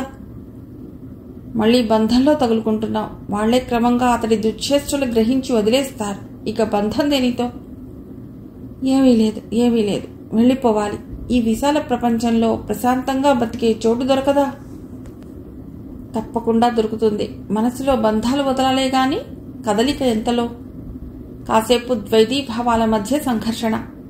తన రక్తం, కడుపు చించుకు పుట్టిన బంధాల పాశం. వాళ్ళకి దూరంగా చూడకుండా శాశ్వతంగా వెళ్ళిపోగల శక్తి తనకుందా? శరీరంలోంచి జీవుడు వెళ్ళిపోలేకపడే నరకయాతన లాంటి బాధని బంధాలు తెంచుకోలేకపడుతోంది శాంతి. మనస్సు పొరల్లో మారుమూల మరో చిన్న కోరిక కదలాడుతోంది. ఒక్కసారి రాజాని చూసి తన కృతజ్ఞతలు తెలుపుకోవాలి. ఒక్కసారి దూరం నుండైనా అతన్ని చూడగలిగితే చాలు. కొవ్వొత్తి తన కింద చీకటిని నింపుకుని చుట్టూ ఉన్న పరిసరాలన్నింటా వెలుగు నింపినట్లు తన జీవితమంతా చీకటి చేసుకుని నా బతుకులో వెలుగులు నింపిన అమృత హృదయుడిని ఒక్కసారి చూడాలి. ఇది జరిగే పనా? అయినా హృదయం అతన్ని ఒక్కసారైనా చూడాలని మరీ మరీ రహస్యంగా కోరుకుంటోంది. చాలాసేపటికి శాంతి ఆ భావాన్ని బలవంతంగా అదిమిపెట్టే శక్తి సంపాదించుకుంది.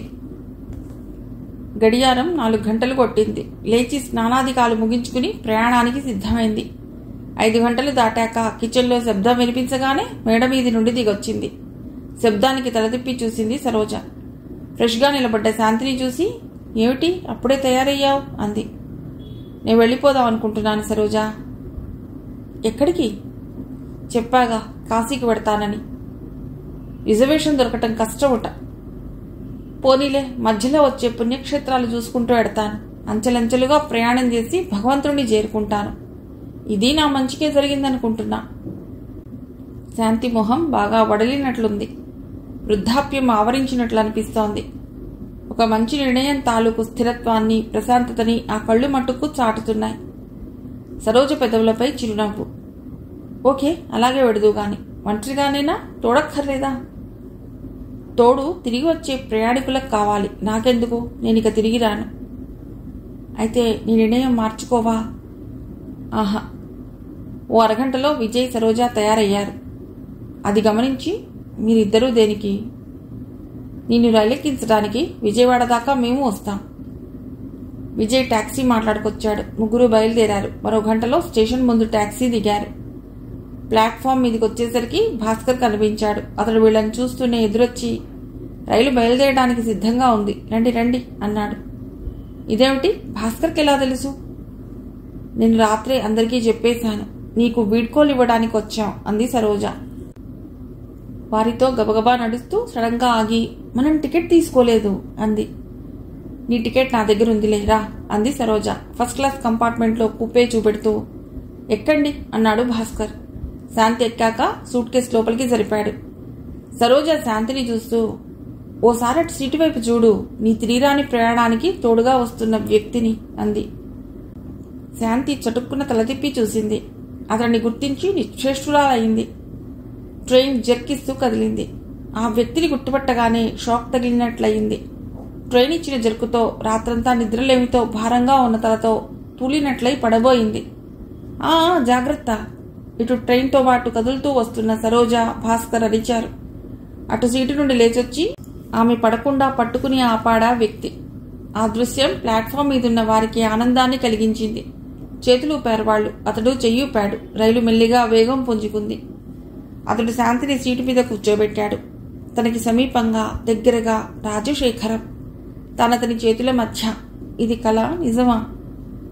ఒక్కసారి దూరం నుండైనా అతన్ని చూడాలనుకుంటున్న తన కోరిక ఇలా. ఇది కల్లో కాదు కదా. కాదు, వాస్తవమే అన్నట్లు అతడి కంఠం గంభీరంగా పలికింది. శాంతి, తిరిగిరాని నీ ప్రయాణానికి తోడుగా ఉందామని వచ్చాను. నా మనస్సులోనూ కొంతకాలంగా ఈ శేష జీవితాన్ని ప్రశాంతంగా గడపాలనిపించసాగింది. నీ మనసులోనూ అదే ఆలోచన కలిగింది. ఇది దైవికం. ఇప్పటికైనా నాకు నీతో కలిసి ప్రయాణం చేసే అవకాశం ఇస్తావా? ఆమెను కళ్ళ నిండుగా చూసుకుంటూ ఆర్తిగా అడిగాడతడు. చాలా కాలంగా కనబడకుండా పోయిన బిడ్డ హఠాత్తుగా కనిపిస్తే తల్లి ఎలా చూసుకుంటుందో ఇన్ని సంవత్సరాల తర్వాత అలా చూస్తున్నాడతడు. ఆమెనిలా సన్నిహితంగా కలిసిన సంభ్రమాన్ని, ఆనందాన్ని అతడు కంట్రోల్ చేసుకుందుకు ప్రయత్నిస్తున్నాడు. ఆమె మౌనంగా మాట పలుకు లేకుండా అతడికేసి చూస్తోంది.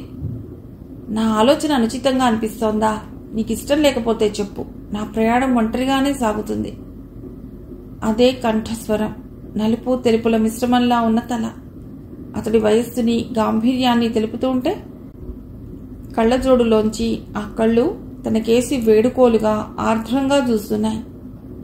వద్దు అన్నట్లు తలూపింది శాంతి. ఆమెకి ఇంకా అపనమ్మకంగా ఉంది అతడి సమక్షం. నేనిలా వెళుతున్నట్టు మీకెలా తెలిసింది? అడిగింది మెల్లిగా. సరోజ ఫోన్ చేసింది రాత్రి. ఎంతకాలం ఈ వ్యాపారపు గొడవలతో డబ్బు సంపాదనే లక్ష్యంగా బతకను? నీ జీవితం స్థిరపరచుకున్నావు. పిల్లలు అభివృద్ధిలోకి వచ్చారు. ప్రశాంతంగా సాగిపోతున్న నీ జీవితం చూసి సంతోషించాను. మౌనంగా మిగిలిన నేను ఆ మౌనంలోనే కరిగిపోవాలనుకున్నాను. నా యావదాస్తి ఇన్స్టిట్యూట్కి చెందేలా ఏనాడో బిల్లు రాశాను. కొంతకాలం ప్రశాంతంగా గడుపుదామనుకున్నాను. నీకు దూరంగా వెళ్ళిపోదామని నిర్ణయించుకున్నాను. ఇంతలో సరోజ చెప్పిన విషయాలు నన్ను బంధించాయి. అటు భర్త చేత, ఇటు పిల్లల వలన కూడా మానసికంగా దెబ్బతిన్న నీ హృదయానికి సాంత్వన కావాలి. అందుకే నిన్ను నాతో తీసుకెడదామన్న నిర్ణయానికి వచ్చాను. నువ్వు కూడా ప్రశాంతమైన జీవితాన్ని కోరుకుంటూ బయలుదేరటం నాకు తోడ్పడింది. ఇది నేను ఊహించని అదృష్టం.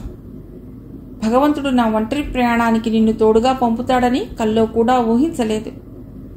శాంతి సర్వ సంకోచాలు వదిలేసి అతడి భుజం మీద తలాంచింది. ఆమె కళ్ళు హిమానీ నదాలయ్యాయి. ఎంతసేపు నా సుఖం, నా ఆనందం తప్ప మీ గురించి ఆలోచించుకోరా? నా వల్ల మీరు జీవితంలో కోల్పోయింది తలుచుకుంటే నా మీద నాకే అసహ్యంగా ఉంది. పిచ్చిదానా, నువ్వెప్పుడు నాలోనే ఉన్నావు. నీ ఆనందమే నా ఆనందం. నీకు దూరంగా వెళ్ళిపోగల శక్తి సంపాదించుకునే ఈ ప్రయాణం పెట్టుకున్నాను. కానీ ఇంత అదృష్టం నా వెంట నడుస్తుందనుకోలేదు. అదృష్టం నాకెప్పుడు ఎండమావే. ఇది కూడా అలాగే కాదు కదా? ఆమె గొంతు గద్గదికమైంది.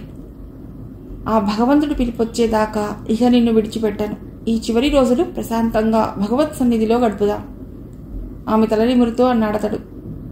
మానవ బంధాలైన అరిషడ్వర్గాలని దాటుకుంటూ రెండు బాధాతప్త హృదయాలు కలిసి భగవంతుడి దిశగా ప్రయాణం సాగిస్తున్నాయి. కథ సమాప్తం.